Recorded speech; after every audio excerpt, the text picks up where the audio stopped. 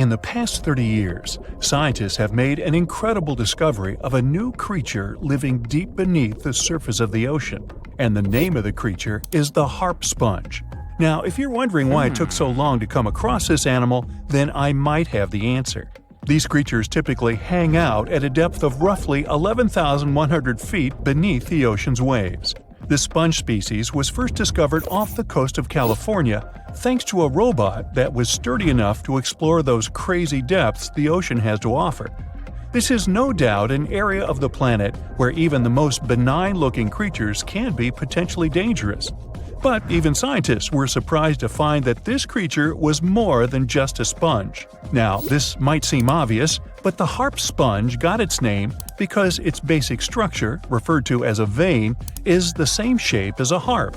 Each vein is made up of a horizontal branch supporting several parallel vertical branches.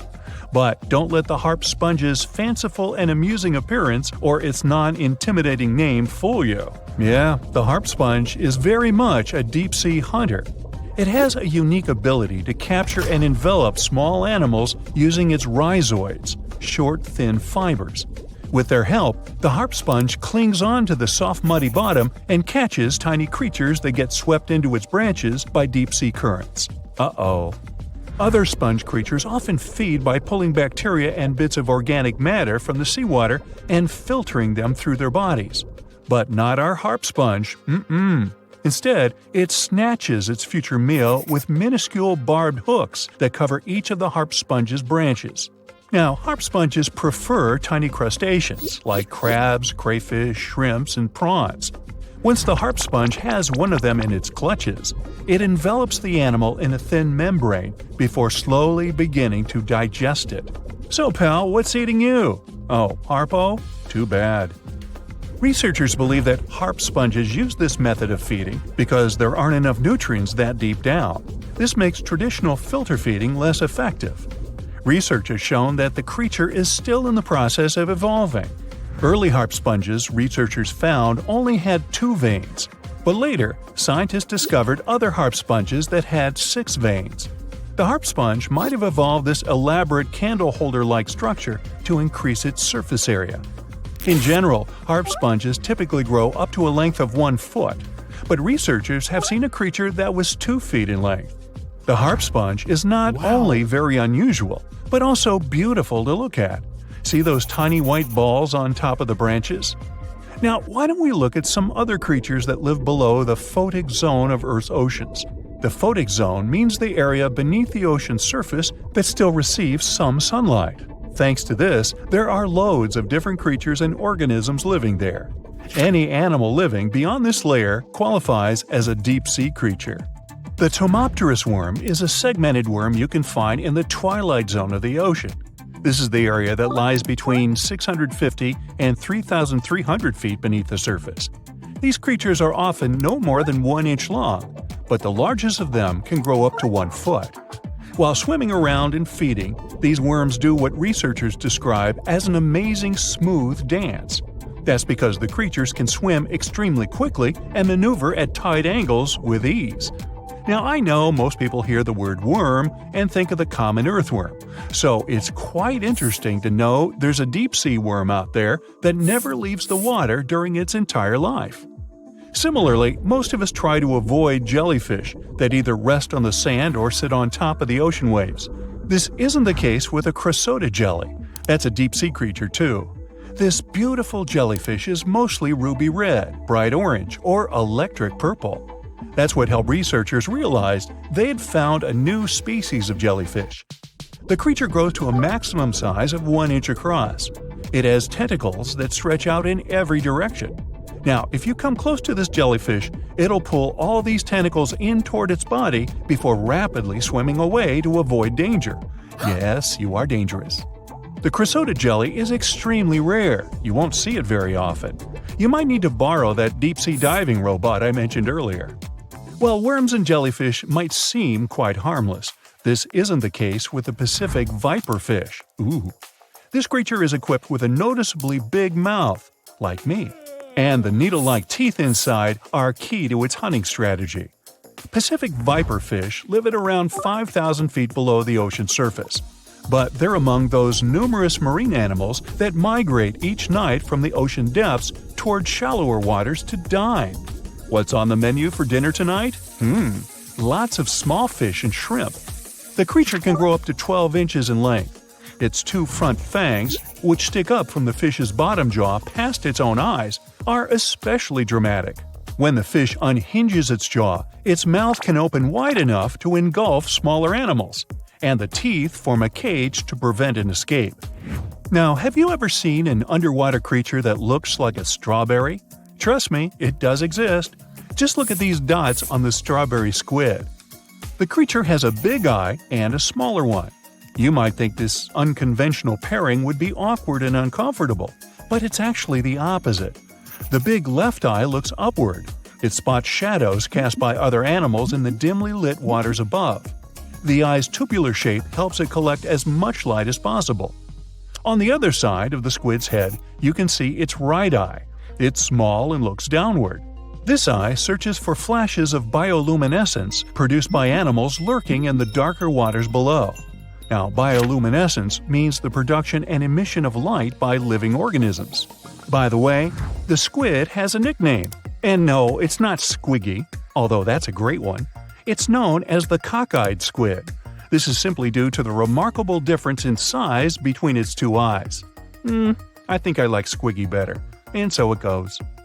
Since light doesn't reach the deep sea, the strawberry squid's body actually looks black. This helps the creature hide from enemies, such as sharks and dolphins. In general, the strawberry squid grows to a length of 5 inches. It typically lives around 3,000 feet below the surface, but floats to shallower waters at night. Now, the feather star is a marine creature without a backbone, but with feather-like arms that radiate from the center of its body. These creatures first appeared around 200 million years ago. Related to sea stars, they look like a flower, but if you approach them, they'll quickly swim away. But not all feather stars can swim. Many species can only crawl along the bottom of the seafloor. Like some of the other deep-sea creatures we've looked at, the feather star can adapt to its surroundings. It has a creepy ability to shed its arms, the same way some lizards can shed their tails. This also helps them escape from their enemies. Feather stars live all across the globe, from the equator to the poles, from the shallow waters on top of reefs to the deep, deep sea. Now, given that we're dealing with mysterious creatures, the name of this one is quite fitting. The swift vampire squid should be the official symbol of life in the deep sea. The animal has a dark red body, huge blue eyes, and a cloak-like web that stretches between its 8 arms. This, along with its name, may suggest that the creature is some form of a terrifying hunter. In reality, though, the vampire squid is a soft-bodied, timid creature, about the size, shape, and color of a football. It grows to roughly 12 inches in length and lives 3,000 feet below the waves. There's almost no oxygen there, but also relatively few predators. I think I'll need to decompress from this one. It looks like a prehistoric creature that came from the time of dinosaurs. This scary beast is called the basking shark. It can grow up to 39 feet. People have only reported 3 of them in the past 160 years. The last sighting was in 2015, and before that, about 80 years ago. These sharks sometimes rise to the surface to filter out small animals, such as shrimps and other small crustaceans, when they want to have a nice, tasty seafood dinner. But when there isn't enough grub at the surface, they go down to the depths of almost 3,300 feet, where they tend to stay for months, which is something researchers discovered using satellite tags. Tag, you're it! Now, basking sharks like to spend their time in more temperate waters, but they can migrate long distances. They live across the globe, but in warm tropical or subtropical areas, they won't go near the surface because they're not fans of high temperatures. The lion's mane jellyfish is not that rare, but it's fascinating how large it is. It's the biggest among jellyfish species and the longest animal. Its total length can reach 120 feet. That's approximately 23 feet more than the longest blue whale scientists know about. The jellyfish has around 70 to 150 tentacles, and they all contain huge amounts of neurotoxins that can seriously harm you if you come in contact with the animal. But people don't usually come across this type of jellyfish because it rarely lives near the coast, preferring the open ocean. Generally, you can find the lion's mane jellyfish no deeper than 65 feet below the surface, where it dines on small fishes, zooplankton, and some other types of jellyfish. It uses its tentacles to catch its value meal. Hey, you want fries with that? The giant phantom jelly comes out of the darkness and depths of the ocean's midnight zone. Its sun hat-shaped bell reaches over 3 feet across. This bell trails 4 ribbon-like mouth arms that can be up to 33 feet long. This quite rare creature uses its mouth arms to catch unfortunate animals swimming around and not knowing what's coming for them. Giant phantom jelly propels itself through the water with periodic pulses coming from its orange head. It glows faintly and mysteriously in the pitch-black depths. It lives across the globe in all the oceans except for the Arctic. I'm guessing it's too cold. Because of its odd shape, people often call the oarfish the dragonfish or sea serpent. It's about 26 feet long, which makes it the longest bony fish we know about, and lives at depths of 3,300 feet. Oarfish spend most of their time in the deep, dark parts of the open ocean in tropical and subtropical areas. They almost never come to the surface, unless, invited. It's a ribbon-shaped and shiny silver creature with a long red dorsal fin and red oar-like pelvic fins. Its body has no scales and is very thin. The fish can grow to a length of about 30 feet and weigh 660 pounds. Oarfish have really big eyes that help them see better in their dark, scary surroundings.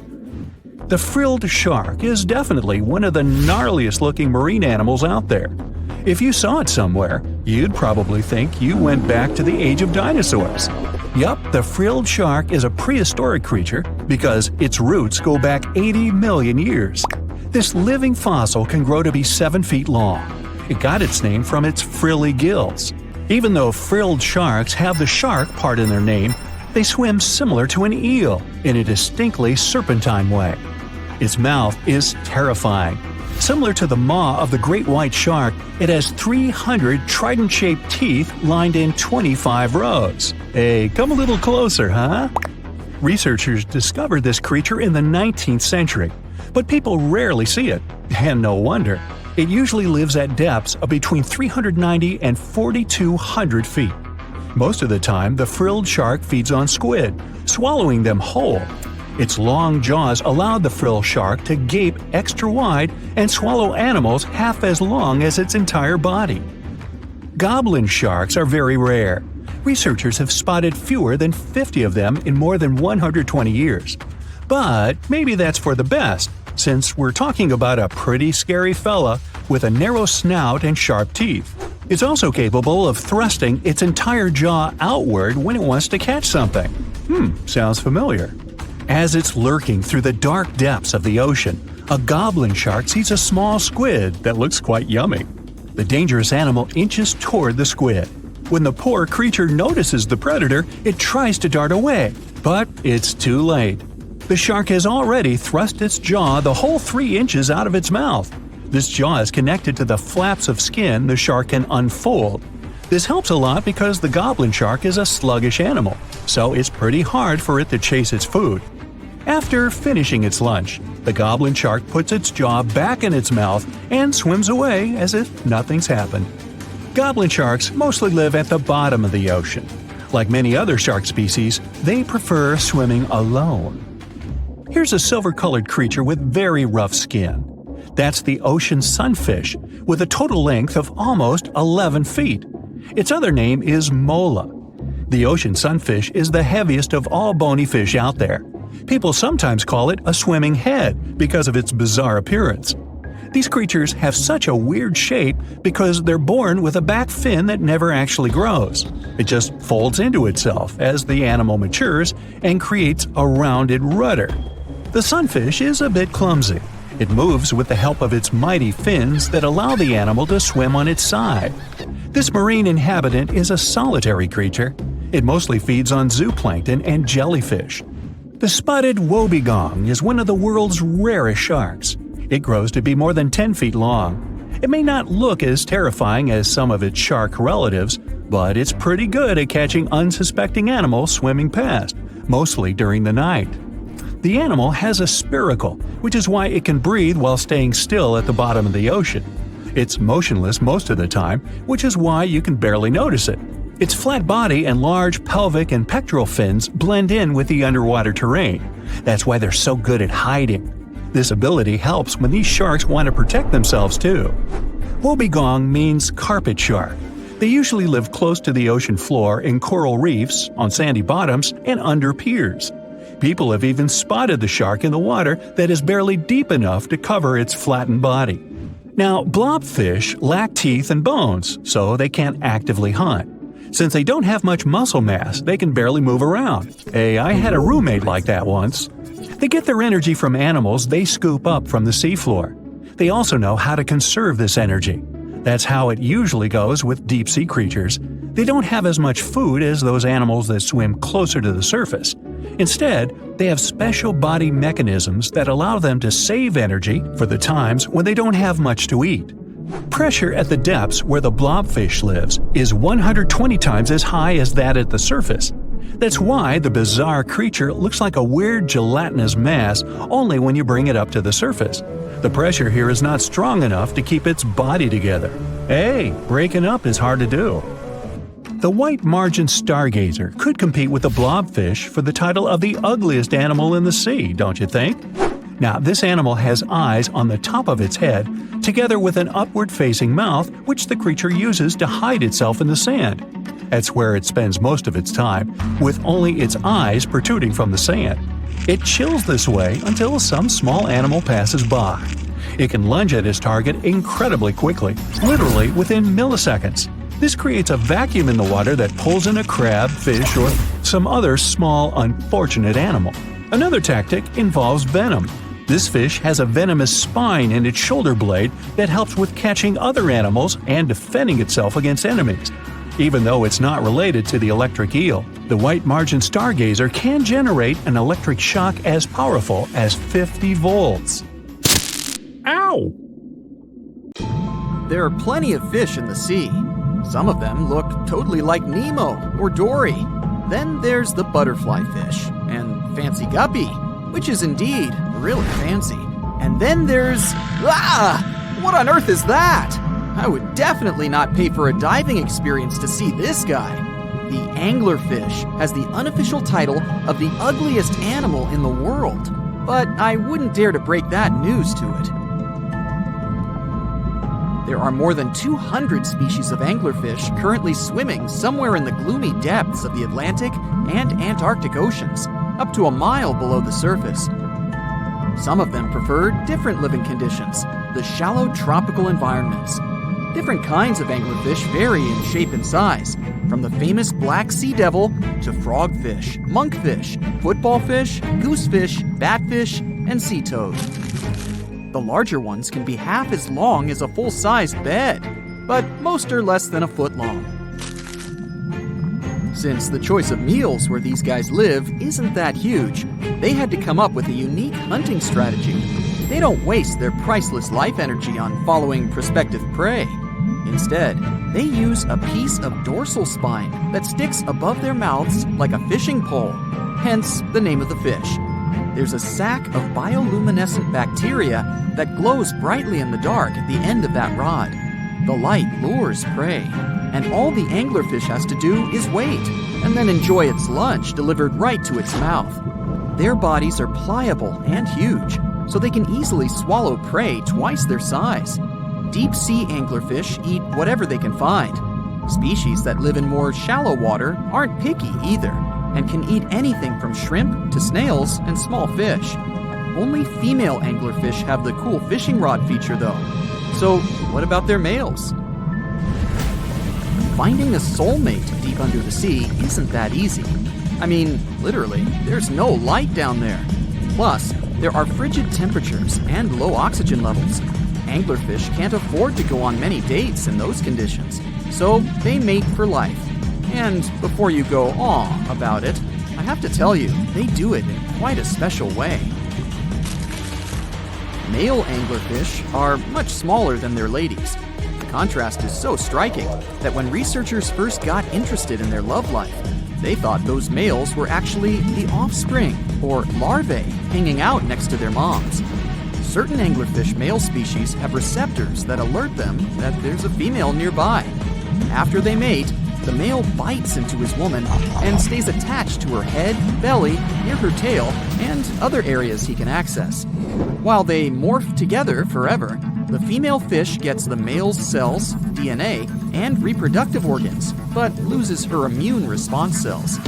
The male gets free permanent housing and nutrition. Given the current real estate prices, it sounds like a dream. But that accommodation is shared by up to 8 males, and they can't move out if they ever feel like it. You're unlikely to meet this deep-sea fish in real life, but if you meet an anglerfish in your favorite video game, remember that you can easily outswim it and make it kinder to you with tranquilizing arrows. Once you befriend it, the anglerfish can be your scout and help you discover new areas with its bioluminescent pods.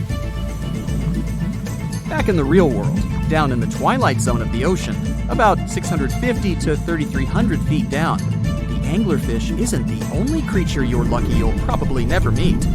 Many of the locals look like they come straight out of science fiction or horror movies, but that's because they had to adapt to this dark, deep world. I did my best to get you prepared for the creatures you're going to meet, starting with the common fangtooth. They spend most of their lives deep down, but at night, they move toward the surface to snack. These guys are more active than most other deep-sea dwellers. They don't wait for food to come their way, but actually follow it, and then get it with their long, hungry teeth. They don't have a built-in light bulb like the anglerfish, so they've developed a great sense of smell and use as much sunlight as they can get there in the depth to get around. Sometimes, even the shadow of a passing by prospective prey is enough for them to switch to action mode.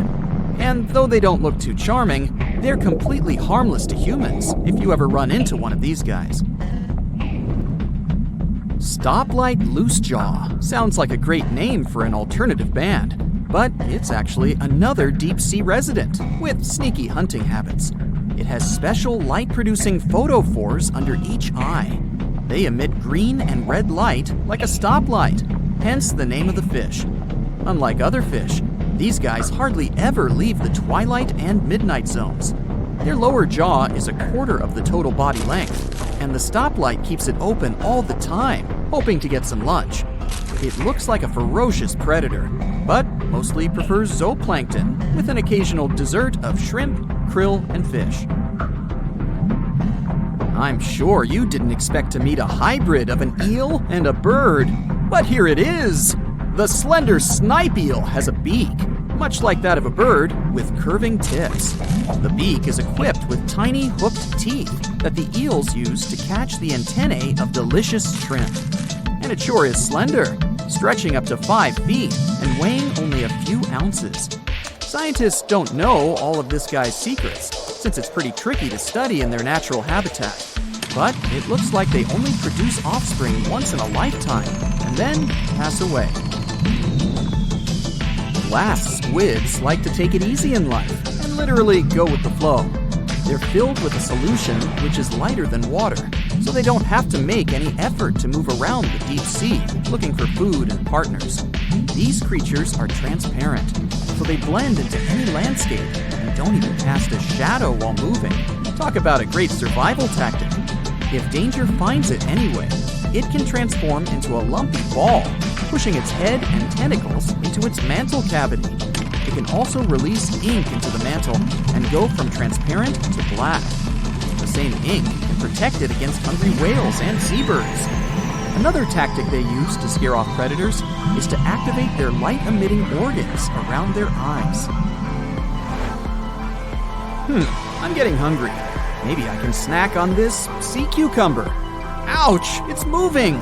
So I guess it doesn't belong in a salad after all. These soft-bodied fellows live in all parts of the ocean, from shallow waters to the deep underwater world. Most of them slowly move around with their tiny feet, but some crawl around by flexing their bodies. Sea cucumbers can shed their internal organs when there's a predator approaching.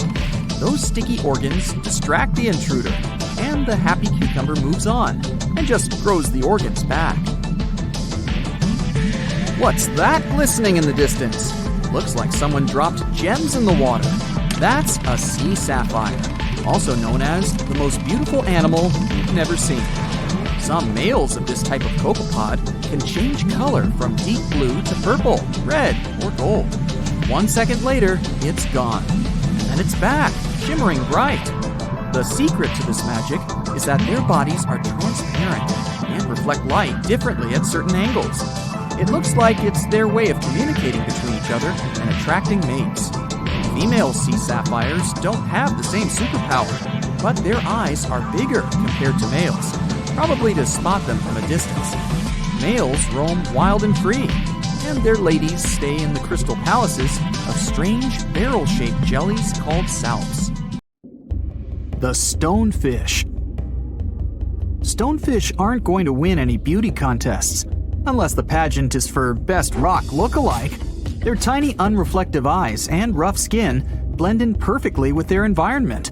A large head, an even bigger mouth, and a home full of, it's rocks. And just because you're on the beach doesn't mean you're safe. Stonefish can survive for 24 hours out of the water.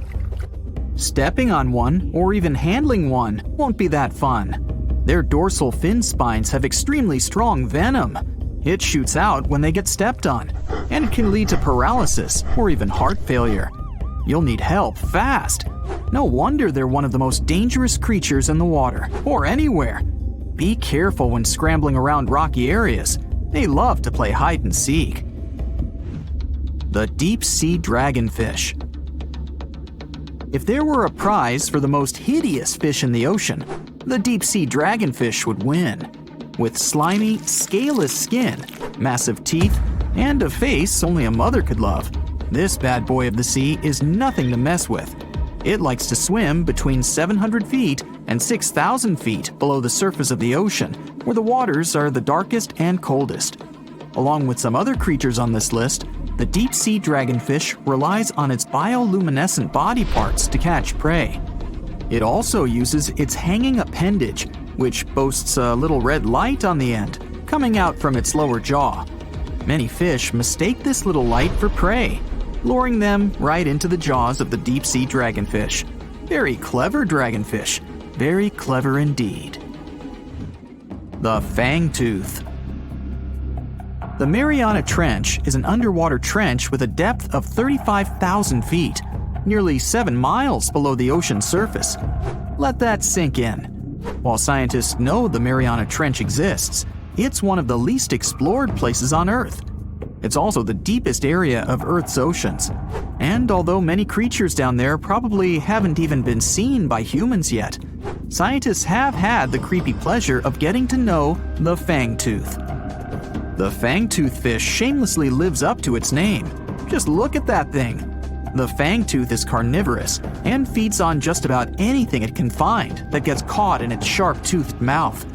These fish rely on their contact chemoreception to find prey. In other words, they can sense chemical residue that comes off of other living organisms in the deep sea. This is because they don't have any light-producing cells on their bodies, unlike many other deep-sea fish.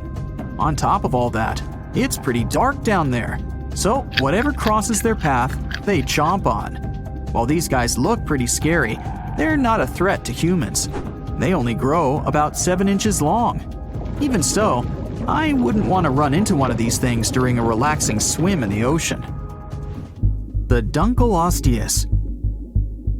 Strangely enough, this prehistoric fish, known as the T-Rex of the seas, had no teeth. Those were replaced with bony plates that allowed it to have the strongest bite among other monsters of its size. The goblin shark. If you thought the movies about sharks were scary, this next deep-sea creature will make you swear off going for dips in the ocean forever. However, it lives 3,000 feet underwater, so you'll never likely see it face to face. The goblin shark looks like a cross between a shark and a creature from your worst nightmare. These sharks boast a protruding sword-like snout with a jaw that juts out to match. Unlike other sharks that have more of a gray hue, this creepy thing looks not so pretty and pink. Aside from their scary demeanor, what do scientists really know about the goblin shark? Well, not much, except that they can grow up to 18 feet in length. Looks like there's still a lot to learn about these guys, if you dare to. By the way, did you know that sharks don't sleep? Many species have to keep water moving over their gills to get oxygen, so they can't fall into a deep sleep like we do. That's why they stay half awake during rest. Typically, sharks don't even close their eyes.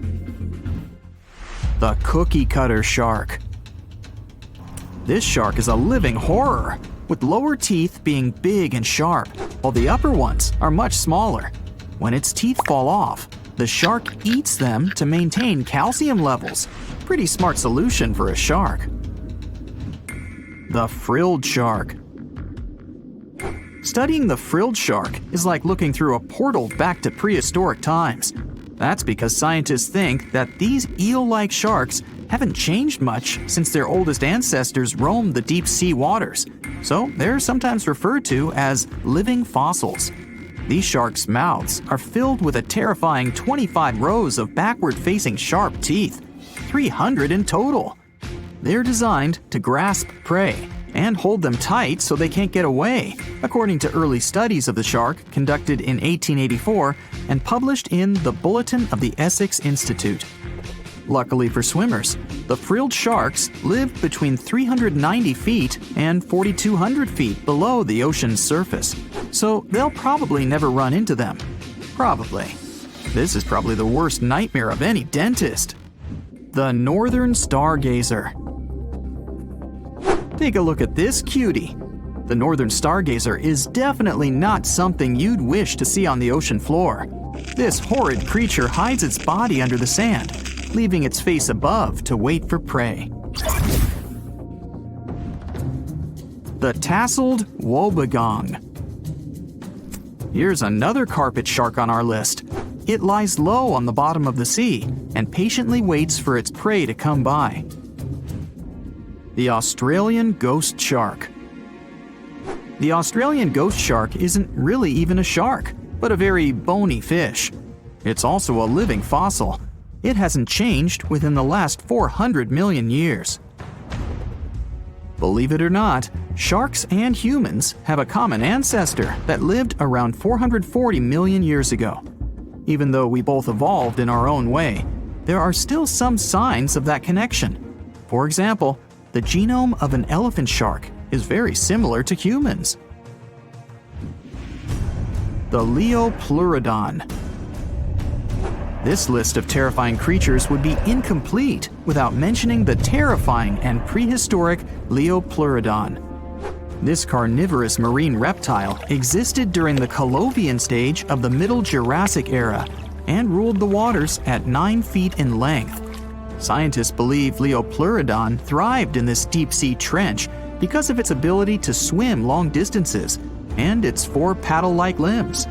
While they probably weren't able to propel themselves toward prey like other animals of the area, they did manage to accelerate and attack very ruthlessly and efficiently. Additionally, they relied on their long snouts to smell prey, which leads scientists to believe they didn't rely on sight for hunting. This means they could have thrived in the dark Mariana Trench.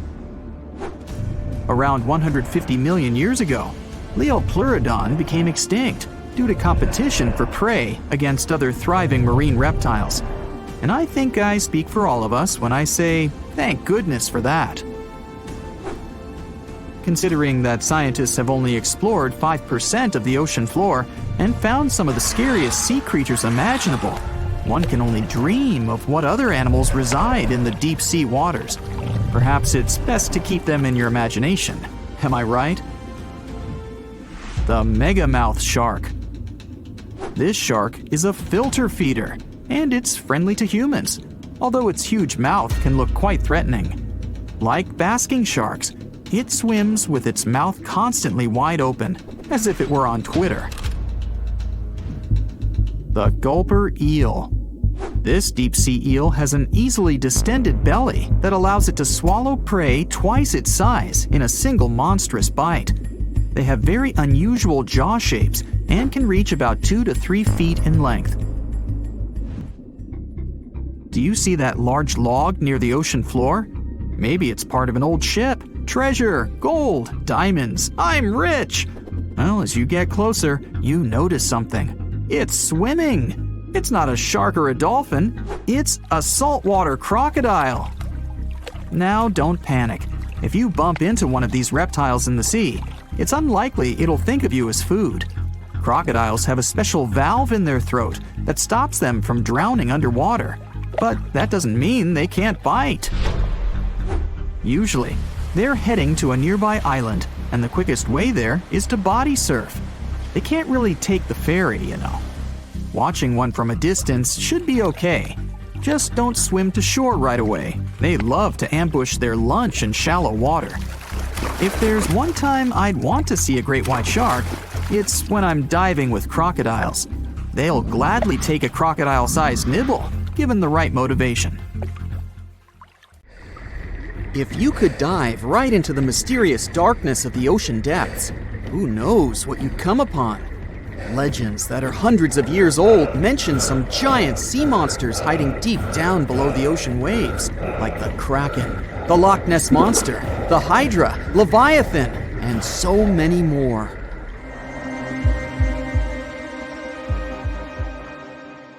Okay, no one has ever seen such monsters, but there are still weird and unusually big sea spiders, squid, worms, and many other animals that grew way more than we'd expected. Take a look at the colossal squid from sub-Antarctic waters. It's around 14 times longer than the arrow squid that lives near New Zealand. And deep down in the Pacific Ocean, there's a sea sponge as big as a minivan. Oceans contain about 96.5% of all water on our planet. Up to 80% of all life on Earth we've discovered is under the oceanic waves. We haven't explored, mapped, or even seen more than 80% of the ocean. In fact, we've mapped Mars better than we have the ocean bottom. The pressure down there is insane, and it would make you feel like you're holding up almost 50 jumbo jets. And temperatures at such depths are extremely low. Conditions deep below the oceanic surface are harsh, so creatures that live there need to adjust. That's why many of them grew very, very big to survive. Creatures that live in cold, dark depths are so big because of a phenomenon called deep sea gigantism.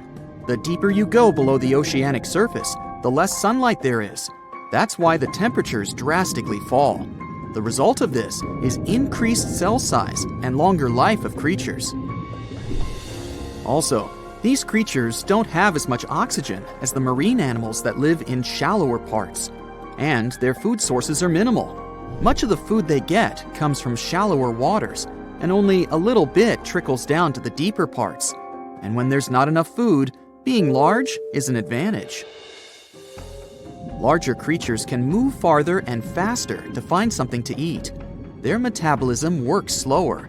They don't digest the food that fast, so they can store food and conserve energy for hard times when they can't find anything to eat. They don't need to regulate their body temperature either, which also helps them save some energy, which they can then transfer to other body processes. They mature more slowly and later than those living in shallow waters. The majority of fish species that dwell in deep waters live 30 years or even more. Orange ruffy fish, on the other hand, live up to 150 years. This fella grows 24 feet in length and weighs up to 1.5 tons. But it grows to be so big for centuries. They start looking for partners when they're 150 years old, and they can also live this long because there are not so many predators at such depths. Also, there are no humans or other things that can disturb them or endanger their existence. At such depths, the environment is pretty stable, so many animals there are like living fossils, because they probably haven't changed in millions of years. The first 650 feet of the ocean's depth are considered to be the open ocean. The majority of the marine life we've discovered lives there, since that's the area the sun can still reach. And then, as you continue going deeper, you reach the twilight zone. It seems like nothing lives there. But at about 820 feet, you see a small oasis of ancient life blooming. For example, there are sea lilies, animals that have been living at such depths unchanged for millions of years. Coelacanths, another living fossil, have been living in the ocean for more than 360 million years. Hagfish haven't changed in a very long time either, for over 300 million years. This creature lives at depths of 5,500 feet. They evolved before the rest of the vertebrates, which is why this is the only living animal without jaws or a spine, even though it still has a skull. Deep-sea creatures can't survive in shallow waters. They've evolved to live in depths under bigger hydrostatic pressure. Humans and other organisms that have internal spaces filled with gas would end up crushed if we could go to such depths.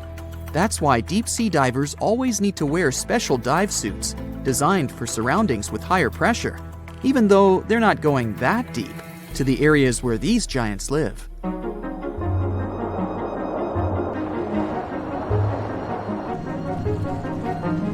But near Antarctica, you can see gigantism way closer to the surface, like giant sponges, sea slugs, sea spiders the size of a dinner plate, worms, and even some enormous single-celled organisms.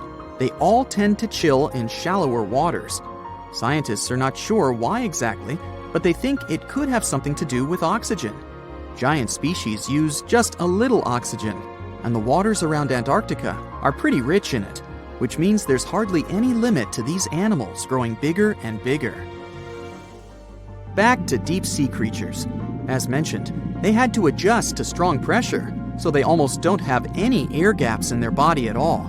They're mostly water-based, and since water is incompressible, which means it's not something you can compress, it helps them stay unaffected at such high pressure.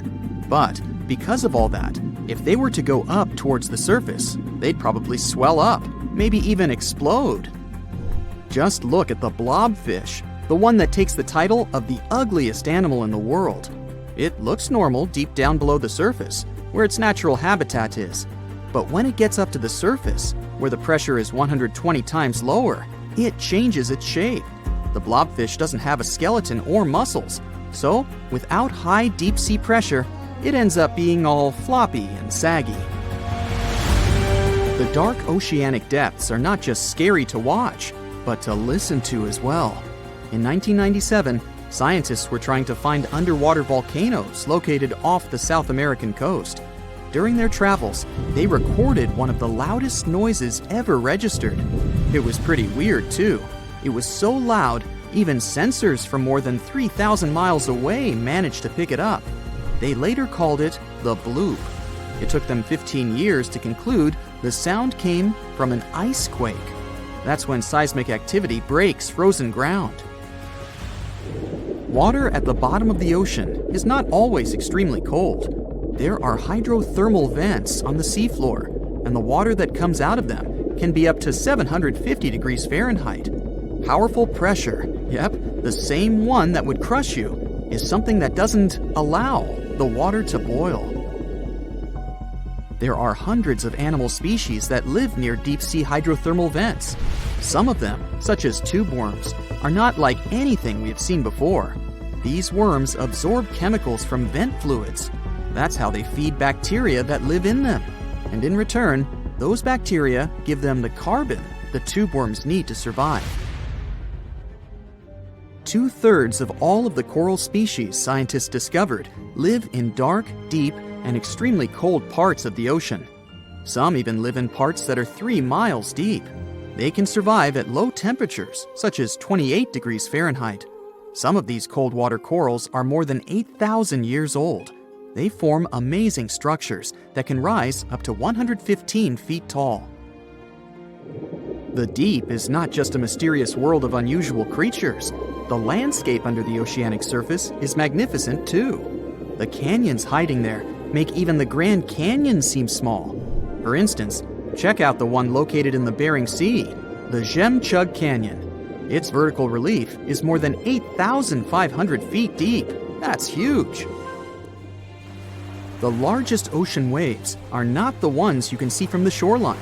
They occur under the surface, and they're called internal waves. They take place between two water masses that have different densities. They travel at speeds of thousands of miles per hour and can be 650 feet tall. How heavy is the largest living snake? How can a snake eat a whale? Get ready, I'm about to answer these questions. Before the last ice age, giant mammals like mammoths ruled the world. The modern animal kingdom we're familiar with was shaped around 55 million years ago. I mean, there were still 1,000-pound bear dogs living from Asia to America. But modern whales, for instance, began to appear later. I'm saying modern whales because, surprise, surprise, whales weren't always fully aquatic. The ancestors of the ocean's biggest animals once walked on dry land. They had 4 legs and lived on the coast. Now, I want to introduce you to a snake that used to eat these whales, the Paleophis, a genus of a marine snake.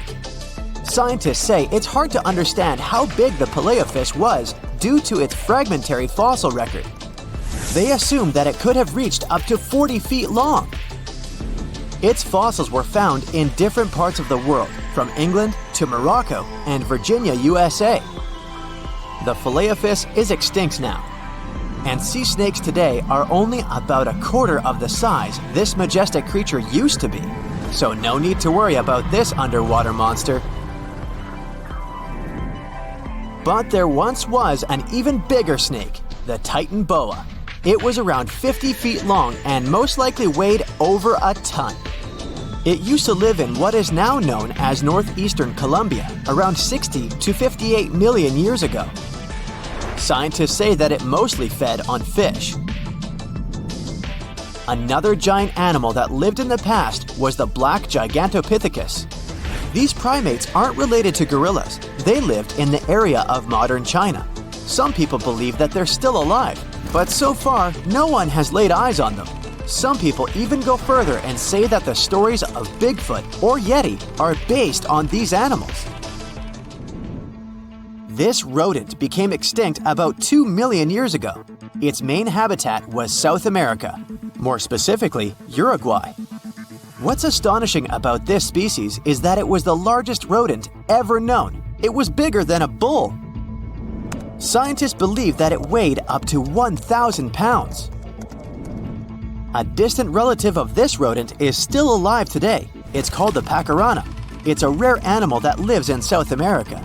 It weighs up to 33 pounds and measures up to 31 inches, not including its cute and fluffy tail. The Arthropleura was an insect that lived in prehistoric times. Imagine a giant millipede measuring up to 8 feet in length. Here you go. It was one of the largest land animals of its era, about 315 million years ago. The Arthropleura's shell was covered with tough plates. These plates were there to protect the creature from damage. Most of the time, it burrowed into the ground to avoid becoming some other animal's dinner. Meet the Megalodon. Millions of years ago, this shark lived in the ocean and ate other marine creatures.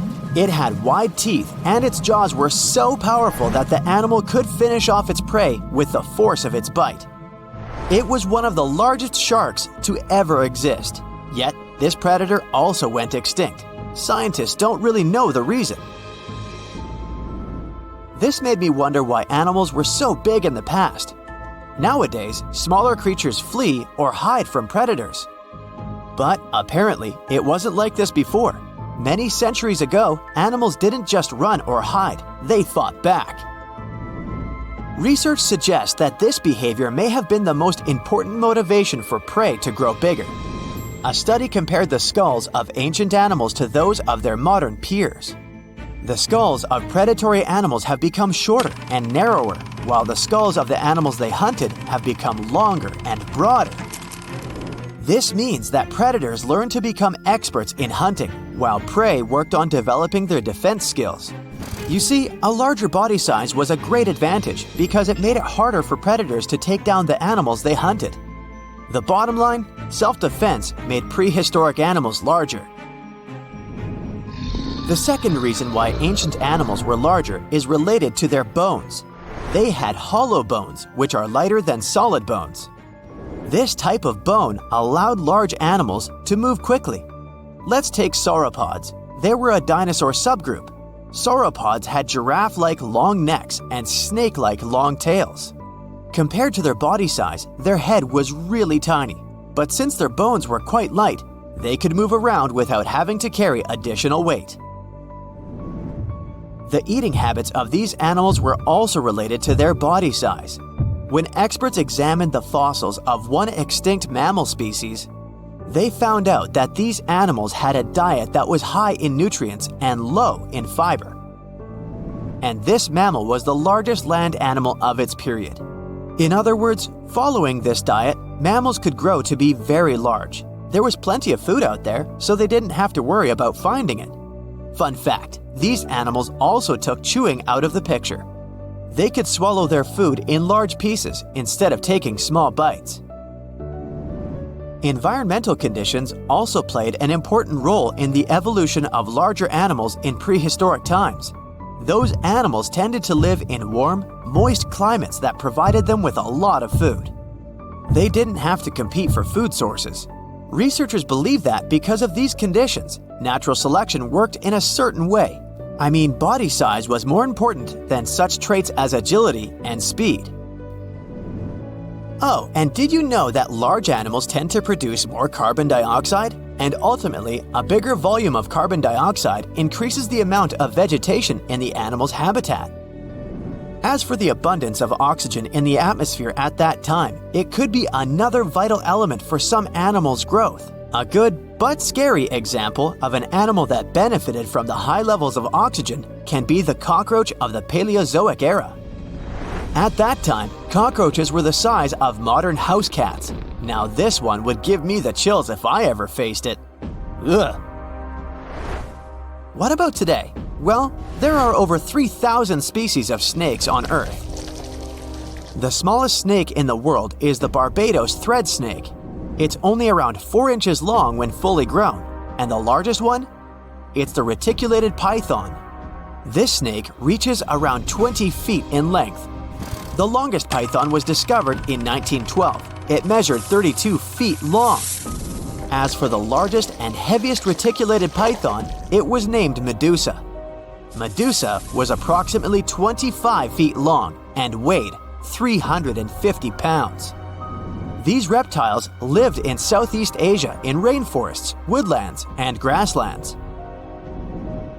Don't be confused though, the reticulated python isn't the heaviest snake in the world.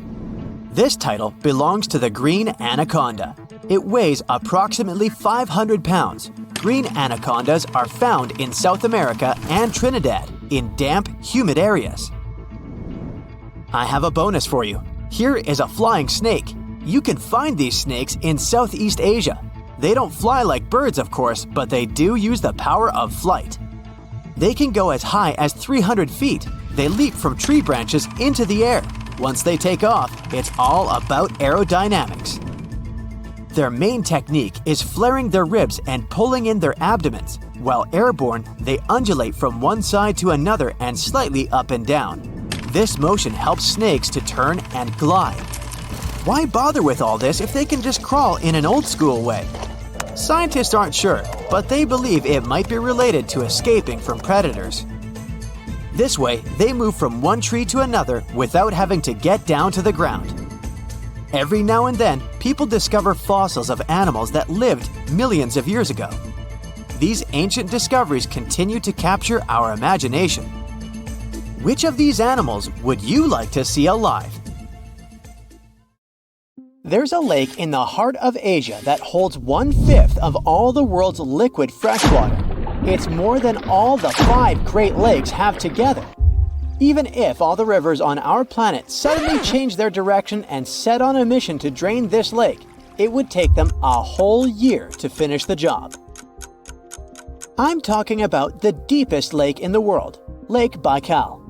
If you decide to go all the way down to its deepest point, prepare for a journey of almost 5,400 feet. The descent takes several hours, but the rift floor of the lake is way deeper, between 5 to 7 miles beneath the surface. It means it could be even further down than the Challenger Deep, which is the deepest known place on Earth. The amount of water it has would be enough for everyone on Earth to have something to drink for up to 50 years. This mighty giant of a lake replenishes its water completely every 383 years. Baikal has a great delivery crew of over 300 rivers and streams, bringing their waters right in. And only one river flows out of Baikal, the Angara, which is headed straight for the Arctic Ocean. Baikal isn't only the deepest, but also the oldest existing freshwater lake in the world. It formed at least 25 million years ago. It all began when the Earth's crust decided to play Tetris and created the lake and the surrounding mountains. At some point, Baikal must have been just a humble riverbed, but then tremors and fractures shook the Earth, and the distance between the shores got bigger. Water levels rose thanks to the melting glaciers. Then, several lakes formed and later merged into one. Baikal is one of around 20 lakes in the world that are older than 1 million years. And since it wasn't disturbed by glacial periods, it's a perfect research ground for scientists. Its deep-drilled core sediments can tell a lot about the climate of our planet in different periods. Since Baikal is in a rift basin with 2,000 seismic tremors per year, the lake is deepening and still growing in size. Its shores drift apart at around the same rate as South America and Africa are moving away from each other, so it has all the potential to become an ocean. Another thing Baikal has in common with the oceans is that it has water rich in oxygen, even at its lowest depths. This is one of the reasons why the fauna of the lake is so incredibly rich. It's home to over 2,500 various animals and 1,000 plant varieties. Around half of them are unique and only exist in this area, like the endemic algae, the Baikal omul fish, and the Baikal oilfish. There are also some bears, elk, and lynx living on its shores. They must appreciate the fact that the temperatures around the lake are always higher than the rest of Siberia, thanks to its huge water mass. Most Baikal dwellers prefer to stick to the bottom of the lake, but there's one brave guy you'll meet if you decide to visit. Meet the Baikal seal, also known as Nerpa. It's the only true freshwater seal in the world. Nerpa's eyes are so cute it nearly landed the part of Puss in Boots in Shrek. Nerpa in Boots sounds good to me. These huge eyes are there to help them follow their favorite pelagic fish underwater. There are other seal kinds that can handle freshwater or use it to breed, but these cuties spend their entire lives in it. But wait, how did seals, which are supposed to be oceanic creatures, end up in a lake miles and miles away from the sea? About 400,000 years ago, during the Pleistocene era, these adventurous creatures traveled up the river and drainage systems that connected Lake Baikal to the Arctic Ocean. The ringed seal that still lives in the Arctic is believed to be the Baikal seal's closest ancestor. Today, Baikal seals are confined to their freshwater home because of the changes in waterways. And they seem to be pretty happy with their home as they can choose from a huge variety of food to eat. The seals mostly hang out in the north and central areas of the lake, but move south in the winter. The lake gets covered with ice, which they use as a chill-out zone, just like their oceanic cousins use rocks or the beach. Since at least 1969, Lake Baikal has had some mysterious ice rings pop up randomly here and there. At some point, they got so big that the astronauts even spotted them from space.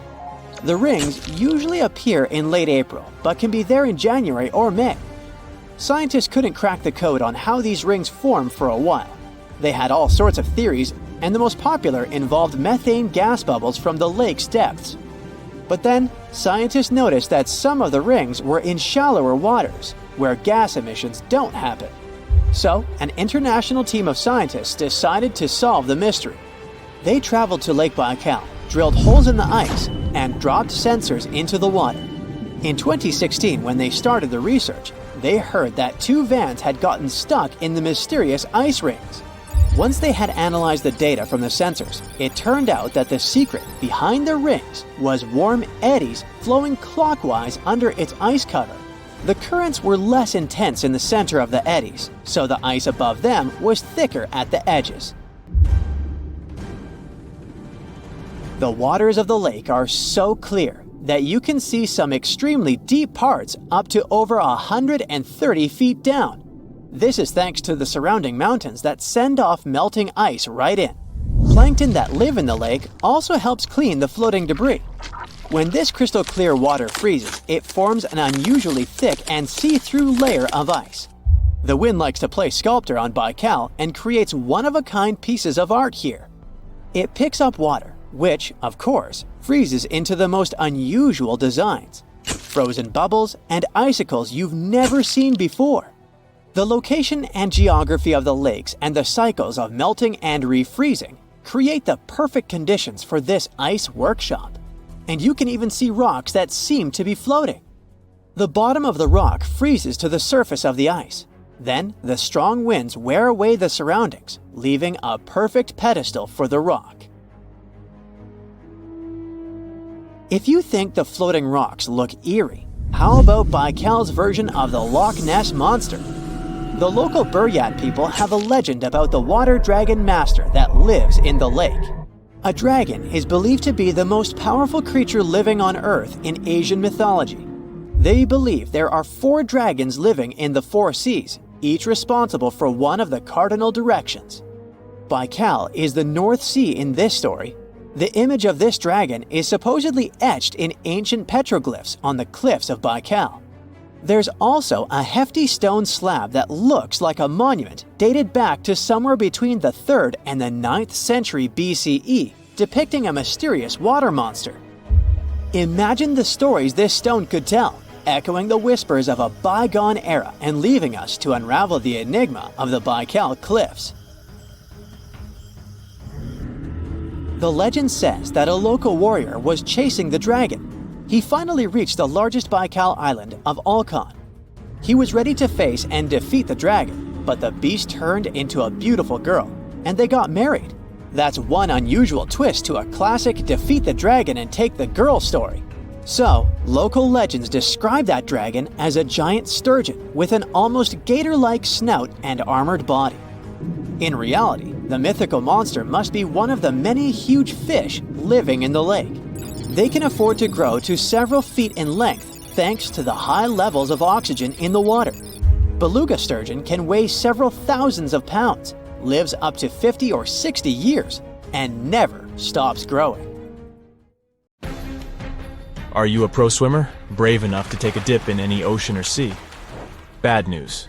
There are some places you should avoid no matter how well you swim or dive. Some of these places have dangerous underwater rocks, strong currents and tides. Others are famous for legends about monsters and mysterious creatures. So let's dive into this aquatic horror show. Have you ever heard the word the strid? It's a variation of the word the stride that is used in Yorkshire. And it refers to a narrow section of the river wharf that's so small you could jump over it. But don't be fooled by its size, it's one of the most dangerous spots around. Even taking a step into the water can have dire consequences. The river wharf has a forceful current, and since the strid is so narrow, it's even stronger in that area. The intense water flow has eroded the limestone around the strid, which created hollow spaces much deeper than the rest of the riverbed. Here's the secret. The current has also weakened the banks of the strid from below. So, the ground you're standing on, admiring the rapid flow, is probably just a fragile ledge hanging over treacherous waters. There's no record of anyone who found themselves in the water of the strid and found their way out of it. And the worst part? You wouldn't even guess that this innocent-looking stream could be such a danger. So, my advice to you, my friend, is to stick to a safer body of water for your aquatic adventures. If you're looking for a weekend getaway in California, Horseshoe Lake is the spot for you. It's got everything. Sandy beaches, hiking trails, and picnic areas, but wait, there's more to it than meets the eye. This lake has a dark side, namely around 100 acres of dead trees that surround it. And it's not just the trees that have been claimed by this lake. The earthquakes that hit in 1989 and 1990 unleashed carbon dioxide from under the hot magma. The gas seeped out into the air, damaging all the life around the lake. Even now, Horseshoe Lake is just as dangerous as it was 30 years ago. What makes it so scary is that the levels of this toxic gas change randomly. Warning signs that are posted everywhere certainly could give a horror film touch to a fun hike in the woods. In Kauai, Hawaii, there's a group of stunning waterfalls that used to be a popular destination for tourists. Kipu Falls, as they're called, were once the go-to spot for swimming and diving. To get to them, you had to take a long walk along a dirt path until you finally arrived at a breathtaking view of a 20-foot waterfall pouring into a crystal-clear pool below.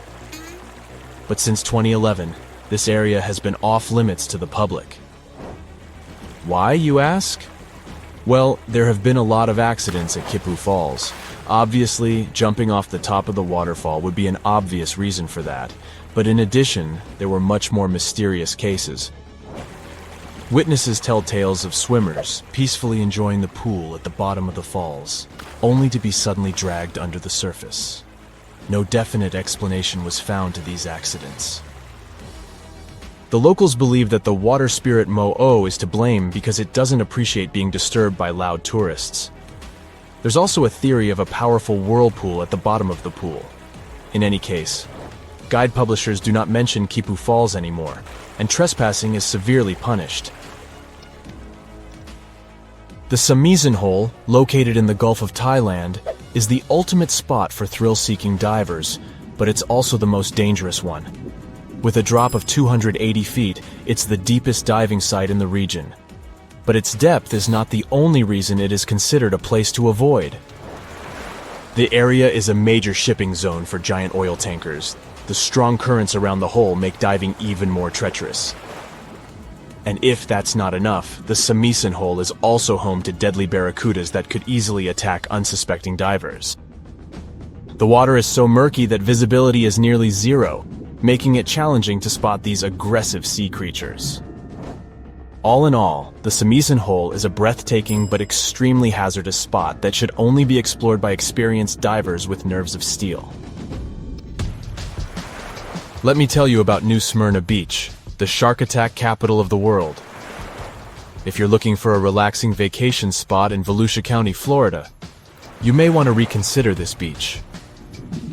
The waters around New Smyrna Beach are teeming with fish, which attracts a lot of sharks. In fact, there have been so many shark attacks reported in this area that it's earned the title of the shark attack capital of the world. Even scientists have warned that if you go for a swim there, you're bound to get up close and personal with at least one of these creatures. We are talking about a distance of 10 feet, and in many cases you wouldn't even notice it. To make matters worse, the bull shark, one of the most dangerous and aggressive types of sharks, has been spotted in these waters. Once again, Kauai is on our list. The beach on Nepali coast called Hanakapiai Beach might look like heaven on earth, but don't be fooled. To get there, you have to trek through a super steep, rocky 2-mile trail. There are no lifeguards on this remote beach, so even if you decide to take a dip in the water, you're on your own. The biggest threat to your safety is the incredibly strong rip currents. They are almost always present because there are no reefs to shield the shore. And if someone gets caught in one, there's no safe place to swim to for miles. The nearest safe beach is 6 miles away. Trust me, this beach doesn't have the best track record in terms of safety, so it's highly advised that you stay out of the water if you end up at this beach. Let me tell you about a place that looks like it's straight out of a horror movie. We're talking about Berkeley Pit, which is an artificial lake situated in Butte, Montana. The first thing you'll notice about this place is that it has an eerie blood-red color that can only be described as unsettling. You might be tempted to take a dip, but that would be a grave mistake. Don't even touch it. The water is extremely dangerous due to the heavy metals present in it, such as cadmium, arsenic, zinc, lead, and copper. They come from the rocks that surround the lake and make the water super acidic. In fact, this place used to be an open-pit copper mine, hence its color. So if you want my advice, avoid this place like the plague. There are 3 lakes in Africa that maybe are the most dangerous places of all that I have mentioned so far. They're all located in Africa. Lake Monoun and Lake Nyos in Cameroon and Lake Kivu in Rwanda are all like ticking timers ready to go off. They were formed over underground pools of molten rock, and sometimes this molten rock releases toxic gases like methane and carbon dioxide right into the water. When this happens, the gases can build up until they suddenly burst out of the water, creating massive waves that can wipe out everything in their path. This type of outburst is called a limnic eruption, and it can release a cloud of poisonous gas that can be harmful to everything in the vicinity. The most terrifying part? These explosions can happen at any moment with no warning. So if you ever find yourself near one of these lakes, you'd better be on high alert, because you never know when the next accident might happen. Maybe you know other places you wouldn't recommend for a fun swim? Share your anti-recommendations in the comments below. Think you know what lurks in the depths of the ocean? While nearly 95% of our oceans haven't been explored yet, it's hard not to let your imagination run wild. But thanks to brave explorers, deep-sea cameras, and awesome archaeologists, we do know about some pretty incredible sea creatures living in our waters today, and millions of years ago. From the 9-foot spider crab to the 60-foot prehistoric Megalodon, these sea dwellers come in all shapes and sizes. But let's focus on sea creatures famous for their huge size. Can you guess which living species of whale is the largest? Well, it's not the orca, but that's a good guess. The orca is a toothed whale that can grow to anywhere from 23 feet to 32 feet, which is slightly smaller than a school bus. How about the narwhal? Nope, they're not the biggest either. These unicorns of the sea live mainly in Arctic waters and only grow 13 feet to 20 feet in length, and that's including their 9-foot tusk. Tired of guessing? Okay, I give in. The largest whale that still exists today is the blue whale. At a jaw-dropping 82 feet to 105 feet, the blue whale is not only the biggest whale we know of, but is currently the largest animal to have ever lived on Earth. Seriously.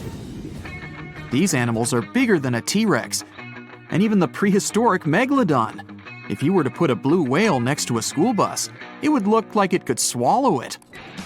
Think about that. According to National Geographic, a blue whale's tongue can weigh the same as an elephant. And their hearts can weigh as much as a car. That doesn't even sound possible. It's no wonder these giants need to eat about 4 tons of krill every day.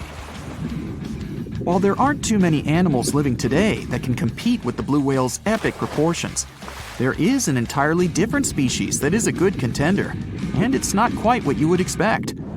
It's a jellyfish. No, I'm not talking about the little jellyfish that wash up on the shore and ruin a perfectly good day at the beach. I'm referring to the lion's mane jellyfish, the biggest jellyfish around. This invertebrate can grow up to 120 feet long. They also come in different gorgeous colors like red, purple, or even shades of orange.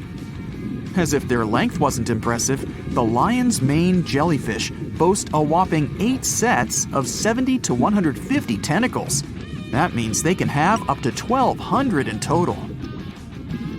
And here's the giant oceanic manta ray, the largest type of ray in the world. Their wingspan can be longer than a bus. These guys can reach 30 feet in length. They also have the biggest brain compared to body size among all fish. Unlike their stingray cousins, mantas don't have venomous tails. And while the lion's mane jellyfish and the blue whale are yet to be beaten for the longest sea creature, there is one marine creature that can grow even larger in length. The Portuguese Physalia physalis, tentacles and all, can reach a length of 165 feet long, and that's according to mentalfloss.com. While this thing may look a lot like a jellyfish, it's actually known as a siphonophore, and there are hundreds and sometimes thousands of them that are genetically identical. Their long tentacles help the organism catch prey, and its sting is fatal to most animals, even humans in some cases. What's even creepier is that if one of the tentacles comes off the organism for whatever reason, it can float around the water for days before decomposing. Even if it's detached, this tentacle can still sting you. But don't go running out of the ocean just yet. Your chances of being hurt by a Portuguese Phacelia phasalis sting are pretty slim. However, if you do get stung, the side effects aren't pretty, with welts, stomach cramps, an elevated heart rate, and an upset stomach. While you don't want to go anywhere near these long creatures, they sure are pretty to look at. Check out all those colors. The Shastasaurus is the biggest marine reptile that has ever existed. These predators lived during the late Triassic period, about 210 million years ago. These amazing giants could reach lengths of up to 69 feet and weighed more than 75 tons. This made the Shastasaurus as heavy as a blue whale. And if you could stand this creature up vertically, it'd be as tall as a 7-story building. Despite appearances, the Shastasaurus was actually pretty slim for its size. Its ribcage was only 6 feet across. You'd think that this big guy was chowing down on other dinosaurs, but that's not the case at all. This reptile survived on a diet that consisted of small fish and cephalopods, like octopuses and squids. The Albertonectes is a bright representative of the plesiosaur family, meaning that this marine reptile had a small head on an incredibly long neck and large flipper-like limbs that helped it move through the water. These creatures occupied the seas around North America 76 to 70 million years ago. The length of this sea monster could reach 38 feet, with its neck taking up 23 feet of that length. Its neck was a true record breaker. It had a whopping 76 bones in it. No other animal known to humankind has had so many vertebrae in its neck. Scientists aren't sure why they needed such a lengthy neck. They might have used it to collect shellfish off the seabed, or perhaps it helped them capture their main prey, fish and squids. This aquatic reptile also had gastroliths in its stomachs. Some of them were as big as 5.5 inches in diameter. The Tylosaurus belonged to the Mosasaur family.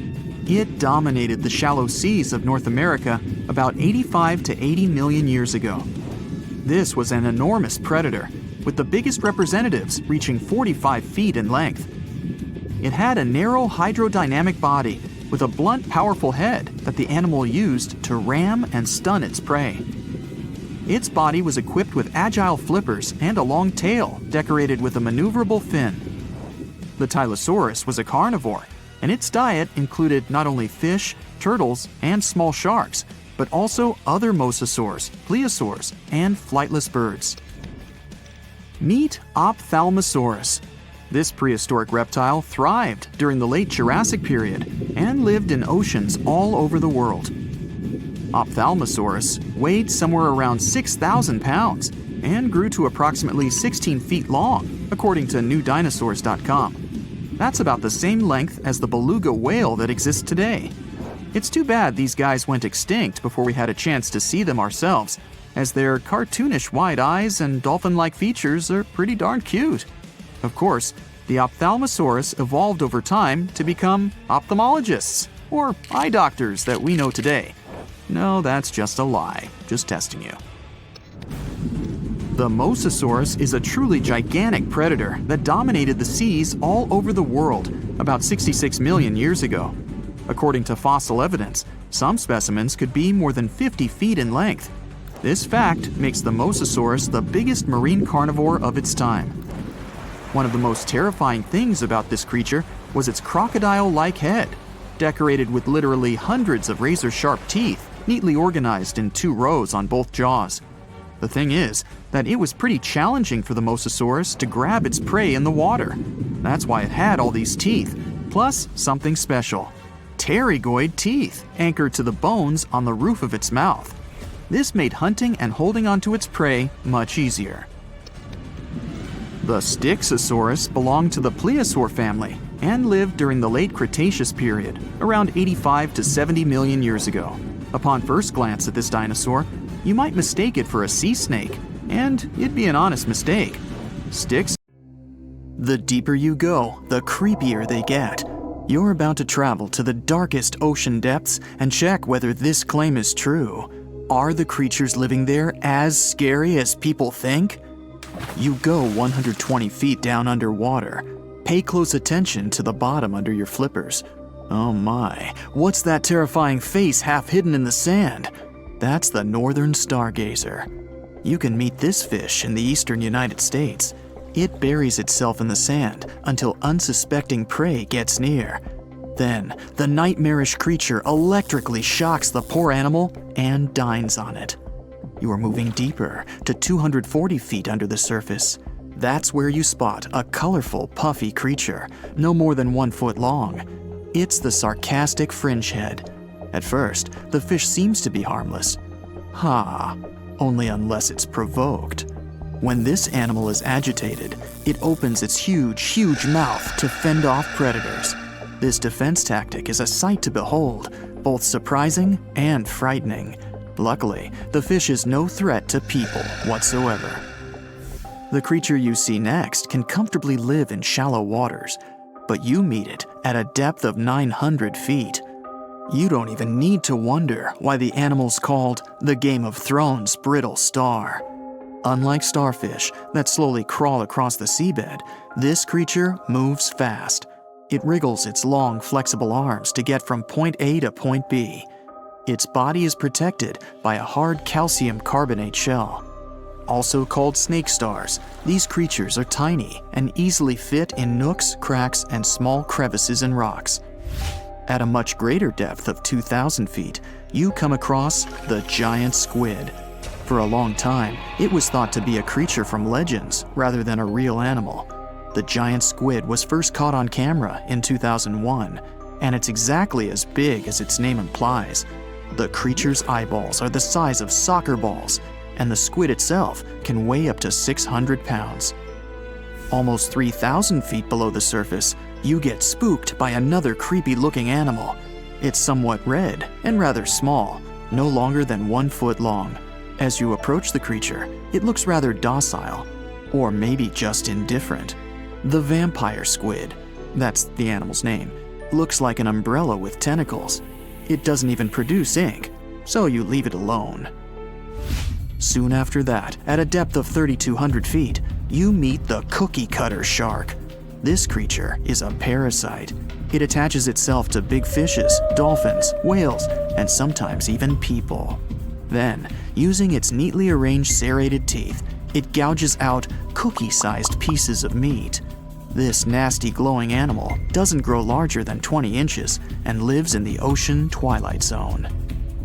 At a depth of 3,300 feet, the light becomes a rare and valuable thing. The animals living that far away from the surface have to evolve unusual features to survive. That's how the barrel-eye fish ended up with a transparent head and 2 super-sensitive barrel-shaped eyes.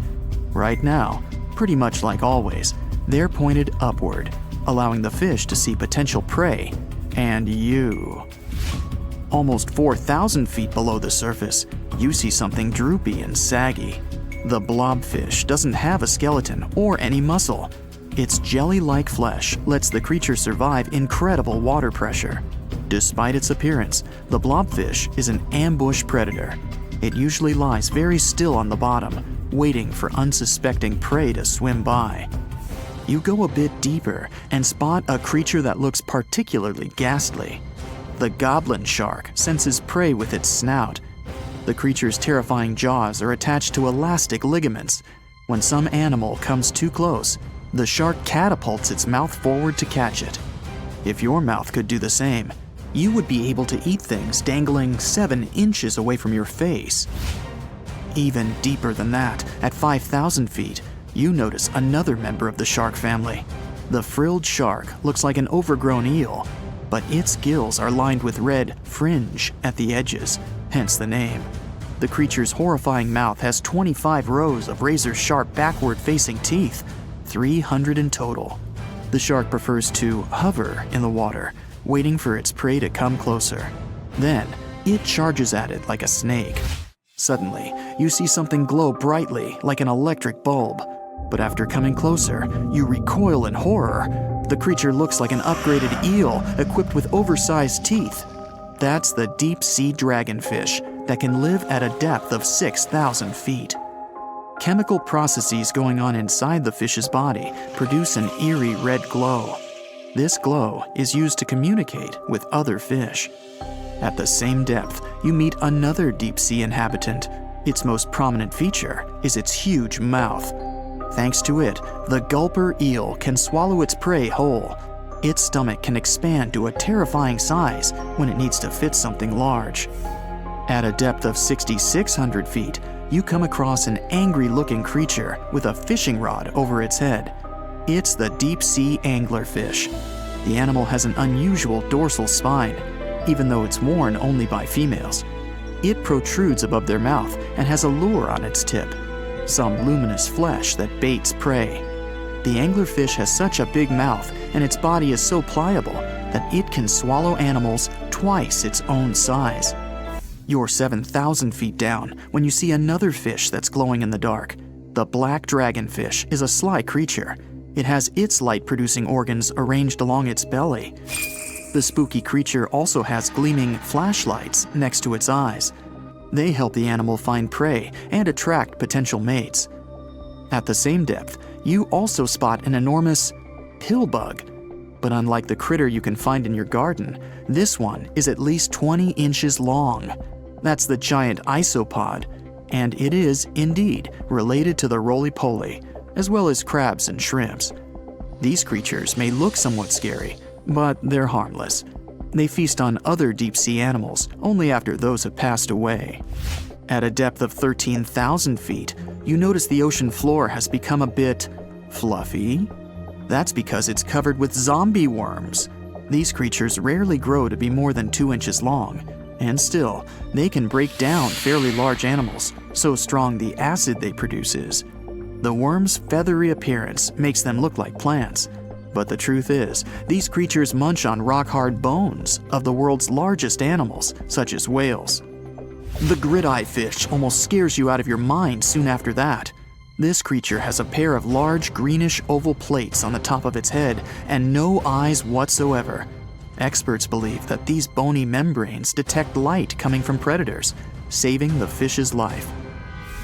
You're now 3 miles down below the surface, and that's where you spot something bizarre on the bottom. It's definitely a fish, but it's standing on the ocean floor on 3 long, rigid legs. It's the tripod fish. Curious rather than scary. This creature has adapted to the almost complete darkness by giving up on its vision. It has to rely on vibration and touch to sense prey. And then, the fish uses its fins as hands to transport food directly into its mouth. You don't have time to go any deeper before you spot the faceless fish. This slightly off-putting creature has no eyes, and its mouth, smiling a Mona Lisa smile, is underneath its body. For the first time, the faceless cusk, which is the creature's official name, was seen more than a century ago. The next time it happened was only in 2017. Once you've reached a depth of 6 miles below the surface, you see deep-sea cucumbers. These bizarre creatures are much bigger than their shallow water relatives. They spend most of their time on the sea floor. But if they need to escape predators, they are able to swim away. Deep-sea cucumbers have bright purplish coloring, tiny feet, and tentacles that surround their mouths. Cute. The question is, why do these deep-sea creatures look so scary? Life is very different there, at the bottom. Tremendous water pressure, a lack of food, and constant darkness. You have to adapt to survive in such extreme conditions. So, a mysterious discovery was made deep in the Red Sea, the so-called death pools. Woo, that's scary. In 2020, researchers embarked on a dive into the Red Sea. The mission spot was in the Gulf of Aqaba, between Saudi Arabia and Egypt. Near the end of their expedition, as they ventured deeper into the darkening waters, they noticed some strange seaweed floating above the seafloor.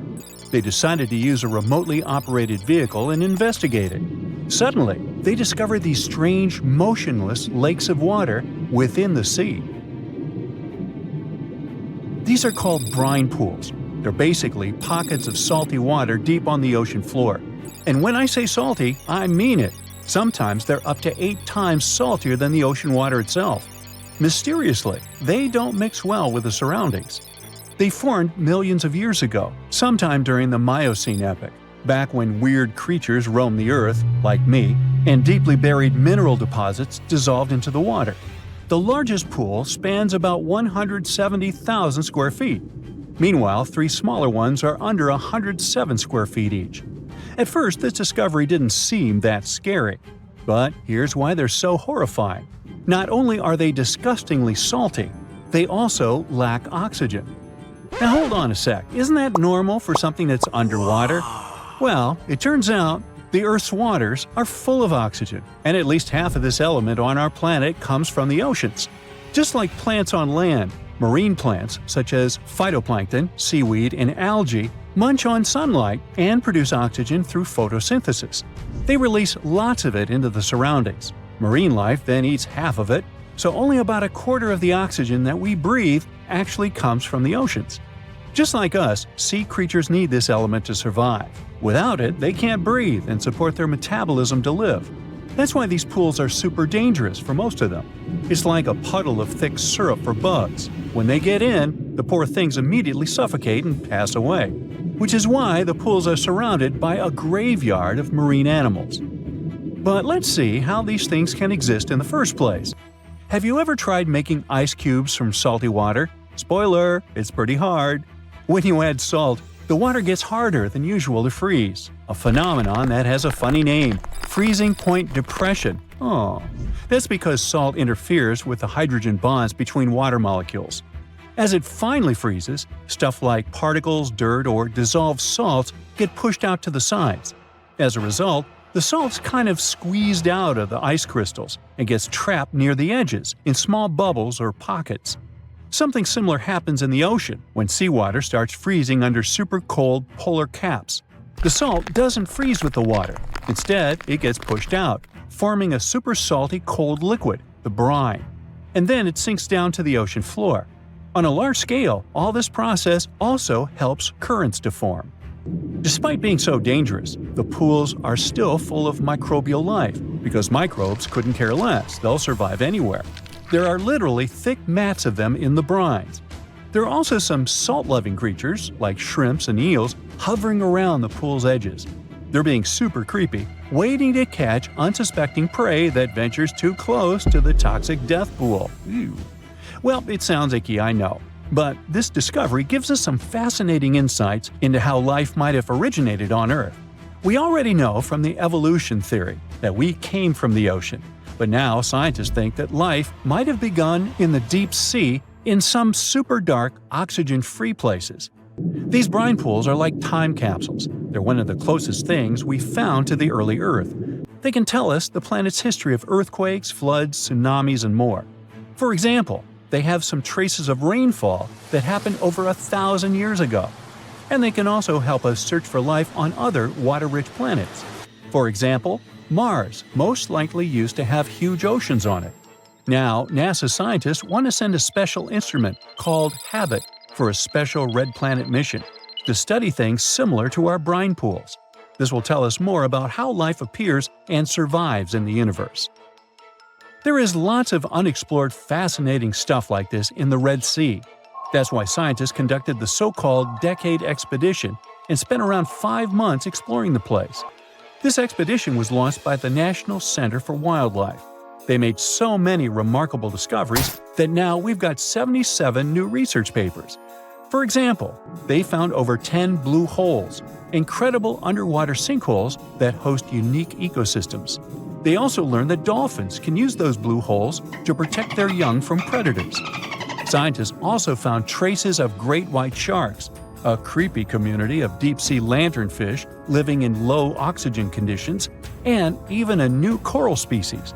It's the most resilient deep-sea corals that also vibe just fine without oxygen, like microbes we mentioned. Speaking of which, research also showed us some new ancient thermal vents and large blobs of microbial formations near Farasand Island. Now, can you believe that with all that, we only explored 5% of the ocean. It's divided into several layers based on depth.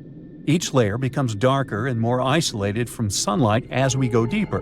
The places that no sunlight can reach are terrifying. Now, the fun, cute layer with dolphins and turtles is called the epipelagic or sunlight zone. It's so tiny, but even this layer is about 650 feet deep. Then we have the mesopelagic or twilight zone. It's the layer of mysterious octopus, shark, and other loners, which extend to about 3,000 feet down. And then the horrors begin after this one. We encounter the bathypelagic or midnight zone. It extends to 13,000 feet below the surface, about a half of Everest above you. Here we have the famous poor blobfish, squids, and anglerfish. Below it is the abyssal zone. It extends to about 20,000 feet deep. Since there's not much sunlight or oxygen, as we mentioned, most creatures here are quite small, like tube worms and shrimp. The darkness continues until we arrive at the scariest place of the planet, the place full of trenches formed by tectonic plate movements, the Hadal Zone. It's named after Hades, the deity of the underworld in Greek mythology. Just like Hades' realm is dark, remote, and guarded, the Hadal Zone is the deepest and most depressing part of the ocean. It starts at depths of around 20,000 feet and can go down to 36,000 feet and more. The famous Mariana Trench also belongs to this zone. Only 3 people in history have ever explored these depths in person, making it one of the least explored and most mysterious places on our planet. However, despite crazy high pressure, near freezing temperatures, and complete darkness, there are still things who manage to survive here. Guys like amphipods, which are critters who feed on dead material sinking from above, and the Hadal snailfish, which lives as deep as 27,000 feet. So scientists used to assume that if there's no sunlight, there wouldn't be that much oxygen around. But one day, a research team decided to measure the levels of oxygen in one of those deep zones. Surprisingly, the levels were super high. They checked the equipment thinking that it was malfunctioning, but nope, all the sensors showed the same thing. Turns out the oxygen was somehow generated by rocks. These small potato-sized rocks on the seafloor are called polymetallic nodules.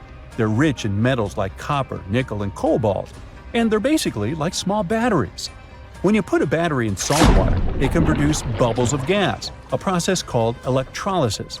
In the same way, these rocks create tiny electric currents, which are powerful enough to produce the same gases, splitting water molecules into hydrogen and oxygen. It's the first time we saw oxygen being produced by some non-living minerals. This is what scientists now call dark oxygen. It turned out that about half of large marine species, or megafauna, were living just on dark oxygen alone. All these discoveries are reshaping our understanding of where and how life could evolve. It means that we might be able to find life on other planets or satellites with low oxygen conditions, like Enceladus and Europa, the moons of Jupiter and Saturn, and they have large bodies of frozen water on them. Wow! Now, the Mariana Trench is the deepest and probably the most enigmatic place on Earth, whatever that means. Bizarre creatures such as deep-sea anglerfish, frilled and goblin sharks, barrel-eyed fish, hatchet fish, live in a crescent-shaped trench in the western Pacific. Just 3 people have ever descended down the Challenger Deep in the southern end of the Mariana Trench. There, at a depth of almost 11,000 feet, vents are bubbling up carbon dioxide and liquid sulfur. Mud volcanoes erupt under the pressure 1,000 times greater than at the surface. And so, it's no place I want to go. So bye! Get back in there. Alright, since you clicked, yeah, you're about to visit places no less mysterious and creepy than the Mariana Trench. Your first stop is Mexico, the Yucatan Peninsula to be precise. See those bottomless sinkholes filled with crystal clear water? It's fresh water that overlies salt water seeping from the sea. The sinkholes are called cenotes. The Mayans believe these natural wells were the gateways to the underworld. Thousands of cenotes, created by collapsed limestone bedrock, form one of the world's longest underwater cave systems. You can easily get lost in this tangled, mysterious network. Now it's time to visit the Caribbean. There, you'll get to a depth of almost 8,000 feet to see the Van Dam vent field. The hydrothermal vents fire out streams of muddy, scalding water with a temperature reaching 400 degrees Fahrenheit. That's almost enough to bake a pizza. These mounds are made of talc, a substance you can find in baby powder. The Van Dam vent field is an oasis for odd species. One of those is kind of a creepy shrimp without eyes. Instead, they're equipped with patches of light-sensitive cells on their backs. Now, you don't have to travel far away. The next enigma on your list is also in the Caribbean. Just off the coast of Belize, there is a giant sinkhole. It's also blue. Yep, that's the Great Blue Hole. The thing is about 1,000 feet across and more than 400 feet deep. Once, a long time ago, this hole was a cave until rising waters filled it, making it collapse in on itself. The deeper you descend into the Great Hole's crystalline waters, the darker it becomes. You see tons of stalactite-filled caves, but don't even try to enter them unless you want to get hopelessly lost. Once you reach a depth of 50 feet, you notice the water shimmer. That's the invisible line dividing the sinkhole's salty top from the freshwater abyss. Time to get out of there. Who knows what you might come across in the murky depths? Your next destination is off the Pacific Northwest coast. Almost 500 streams of methane bubbles were discovered there several years ago. Because of the bubbles, the vents got the name champagne seeps, which sounds better than the fart spas. Scientists are still puzzling over this phenomenon. Where does the methane come from? Underwater cows? Why is its temperature warmer than that of the surrounding ocean? And most importantly, what would happen if you managed to light a match somewhere near a large bubble? Methane is a highly flammable gas, and setting a methane bubble on fire, well, you get the picture. And now you're off to Iceland. The plan is to dive into Silfra, a fissure filled with pure glacier water. This 206-foot deep crack is the only underwater place on the planet where you can touch 2 continents at once. The deeper you go, the darker it becomes. The rocky landscape looks otherworldly. Divers who dare to visit this incredible place risk having their gear frozen, getting hypothermia, or not surviving whatsoever. After all, the water temperature in Silfra Fissure is about 35 degrees Fahrenheit year-round. Your next destination is Scotland. Okay, cue the bagpipes. If you dive in the Gulf of Corryvreckan, a narrow strait between 2 islands, you'll see massive underwater rocks and deep holes. They create the 3rd largest permanent whirlpool on the planet, the Corryvreckan Maelstrom. The water moves through the strait at breakneck speed. It hits the underwater rocks, and the place looks like a pot with boiling water. The waves created in the process sometimes reach a height of 15 feet, and you can still hear the roaring whirlpool from 10 miles away. It's believed the Corryvreckan Maelstrom has swallowed dozens of sailors over the centuries. They were caught unaware by the ferocity of this natural phenomenon and pulled underwater in the blink of an eye. Okay, enough bagpipes. Your adventures are getting more and more extreme. You're heading for Antarctica. There, in the Southern Ocean, you'll find the Ross Sea Ice Shelf. Say that 5 times real fast. Later, not now.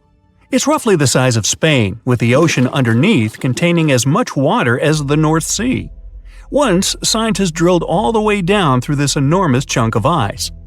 Imagine their astonishment when they found life in those extreme conditions. The researchers came across dozens of mysterious species not known before. The most unnerving were upside-down swimming fish and overturned sea anemones hanging in the frigid waters. Hopefully, bizarre places with a notorious reputation don't frighten you. Well, too bad, because you're about to visit the Bermuda Triangle. It's an area between Bermuda, Florida, and Puerto Rico where planes and ships seem to vanish in thin air. For the first time, this place attracted a lot of attention in 1945.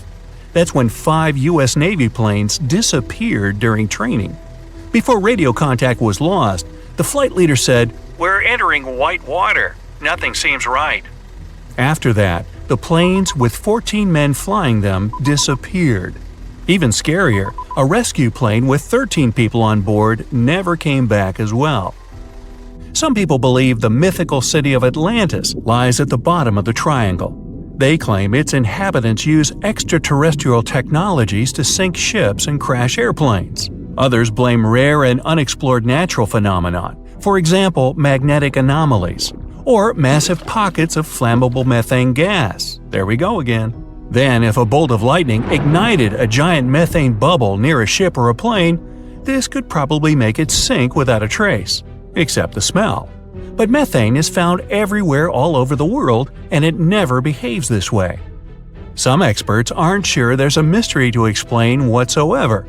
Lots of busy routes pass through this area. No wonder more ships and planes sink there than anywhere else.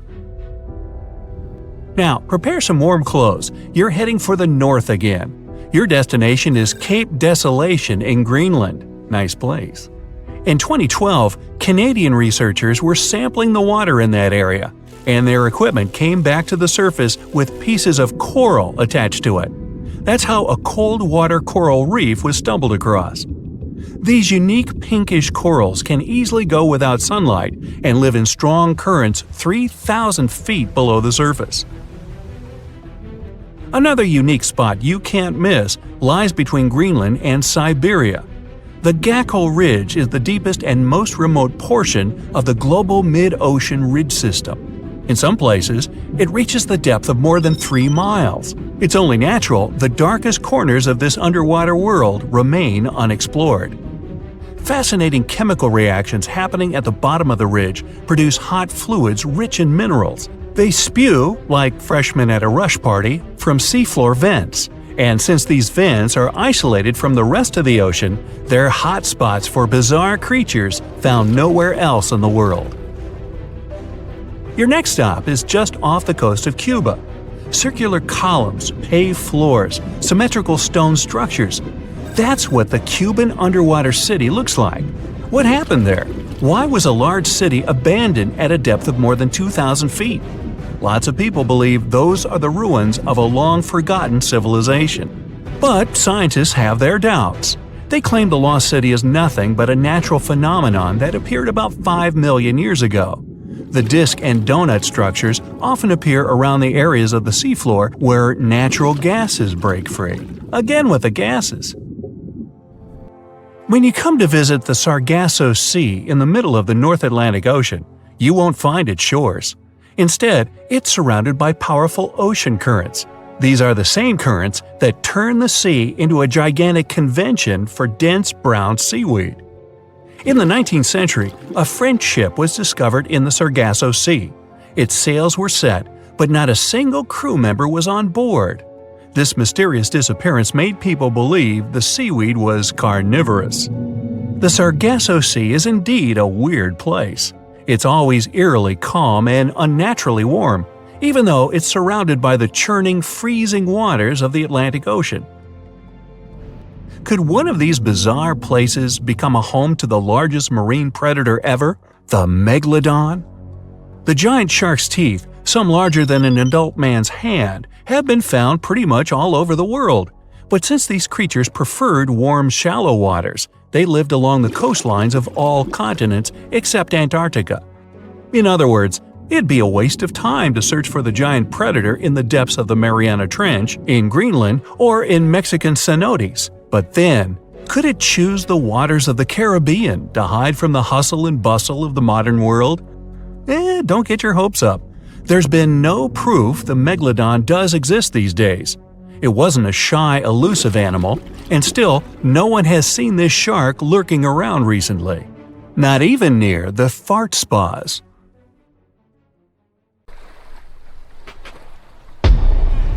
Many terrifying animals live deep beyond the waves, like this vampire squid living 3,000 feet below the surface in almost complete darkness. This animal has a cloak, like a vampire's. That's why it's called the vampire squid. Deep down at the bottom, it can't use ink to defend itself. So this animal has developed an unusual tactic. It glows slightly to scare away predators. If this tactic fails, the vampire squid can turn its body inside out, revealing tiny spikes. When you translate its scientific name, Vampiroteuthis infernalis, it literally means vampire squid from the nether. Despite its terrifying looks, it's a harmless ocean animal. This previous creature was not from space, but this object definitely is. Before Elon Musk found a way to reuse rockets, NASA would simply drop old ones after launching astronauts into space, most of the time in the ocean or deserts. In 2012, Jeff Bezos launched a mission to find the Apollo 11 rocket.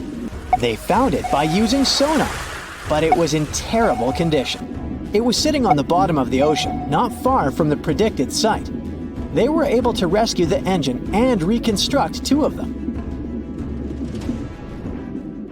The most famous lost city is Atlantis, but sadly, we still haven't discovered it. However, Heraklion was also just a myth until one British pilot saw something that looked like a city while flying over the Mediterranean Sea. He reported it, and 60 years later, a group of divers went there. They were shocked when they found an entire city underwater. It was loaded with artifacts that could tell us a lot about the history of the place. Now it's one of the best underwater archaeological sites in the world. It's believed that the rising sea caused the whole city to go underwater. The Titanic sank in 1912. The wreck was claimed to be officially discovered 74 years later. In reality, though, a fisherman found the Titanic 8 years earlier while fishing in the Atlantic Ocean. He was pulling out his net when he spotted a head stuck in it. Luckily, it was just a doll's head. Years later, after the fisher had passed away, his son sold the doll to a doll collector. She did a lot of digging and research on every person who had a porcelain toy on the Titanic. She found the owner of the doll. Ava Hart was on the Titanic and had a doll with her. Ava survived the catastrophe by a miracle, but her toy didn't. Hart even wrote about the doll in her journal, and every detail matched the toy found by the fisherman. The tripod fish lives deep in the abyssal zone, around 20,000 feet below the surface. It's adapted to such immense depths and uses its tripod fins to stay still on the bottom. This creature doesn't have big eyes, but even if it did, these eyes would be useless in the darkness. Instead, the tripod fish uses its fins like antennas to detect any movement in the water. This creature doesn't have much luck when it comes to its love life, so it had to develop unique tactics to reproduce. One fish can be both male and female. The next bizarre creature is the lizardfish. It has tons of razor-sharp teeth, a huge mouth, and really big eyes, which it uses for hunting. All this makes the animal look freaky. The lizardfish lives at depths of around 11,000 feet in the midnight zone, where there is zero light. This freak of nature basically eats everything it can fit inside its mouth, from small fish to other lizardfish. On the other hand, when they see other reptile fish, they probably fall in love instead, because finding mates at those depths is not an easy task. Like the tripod fish, the lizardfish can be both male and female at the same time. When you think of a river, you usually picture it on land. Still, nature is quite unpredictable, and it created a river flowing under the ocean in California. It's running at a depth of around 2 miles.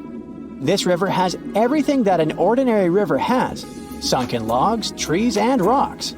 And despite its uniqueness, it's not the only one in the world. There are also others in the Amazon and Greenland. A terrifying creature was discovered near Angola's coast by a remote operating vehicle. It looks like it doesn't have a head or a body. It was sitting at a depth of around 4,350 feet below the surface. After doing research, scientists concluded it wasn't anything from a sci-fi movie. It was just a cluster of siphonophores stuck together. In 2015, Some random guy was diving in Caesarea, and something shiny caught his eye. He reached out, grabbed it, and realized it was a gold coin. After that, he examined the bottom and found out that there were many more. He reported the incident to the local authorities, and they concluded that he had found Arabic treasure. The coins were made of solid 24-karat gold and were a few thousand years old, but due to the perfect salinity and temperature, they looked brand new. The coins belonged to a ship carrying cargo. It was caught up in a storm and unfortunately sank. One of the weirdest things ever discovered was found in the Baltic Sea. It's an anomaly that looks as if it was created by a different civilization. It was discovered by Swedish researchers, and they basically had no idea what it was. They had to ask tons of other scientists for their opinions. When you look at this formation from above, it's 200 feet long and looks exactly like a fallen spaceship. It's hard to believe that it's a natural formation, but spoiler alert, it's totally made by nature because the Baltic Sea has gone through many erosions throughout history. Most likely, the bizarre formation is the result of these processes. A group of divers in Madagascar were shocked when they found this 7-foot monstrosity of a knife on the seafloor. The speculation started immediately, and many said that the knife was from some giants that had fought megalodons and lived on Earth thousands and thousands of years ago.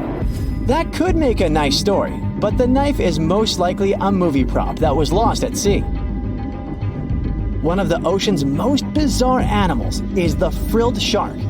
It's believed that this fish is the reason for all those sea serpent stories that sea explorers of the past wrote about. These animals live pretty deep in the ocean, but sometimes they can be seen in shallow waters. It's super rare, but possible. The frilled shark has a big mouth sporting around 300 teeth. It also has a long body that looks like a lizard's, and it is truly a unique species of shark. Its prey can be half of its size because this shark's stomach is like that of a snake, and it can swallow huge fish or crustaceans. Spotting a few worms in your garden is no big deal, but after seeing a 26-foot long one in the ocean, you will make your wetsuit a little wetter. This worm is super rare, and it's completely harmless to humans. It's actually not a giant worm. It's a cluster of zooids that are stuck together in a worm-shaped formation. They usually only eat plankton, bacteria, and other tiny things that can be found in the ocean. Probably the scariest thing in the ocean that is 100% real is the magna pinna, which can be found at crazy depths of 20,000 feet below the surface.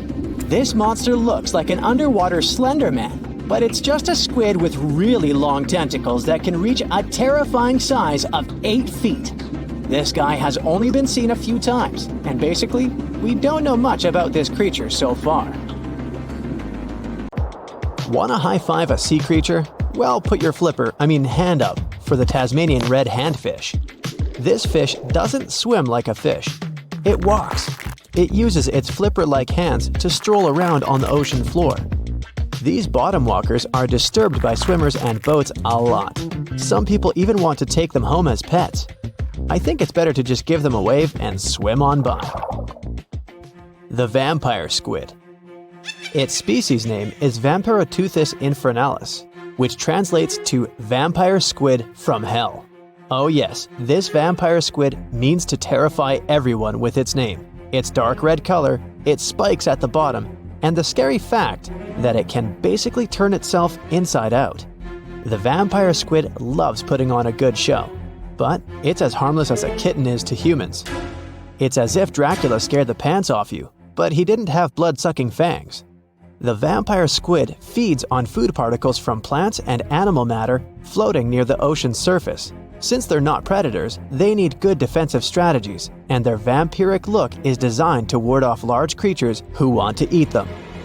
Turning themselves inside out is a defensive mechanism since the spiky areas in the inner skin are more intimidating. They also shoot out a substance that does not have color, but is packed with bioluminescent particles to distract predators.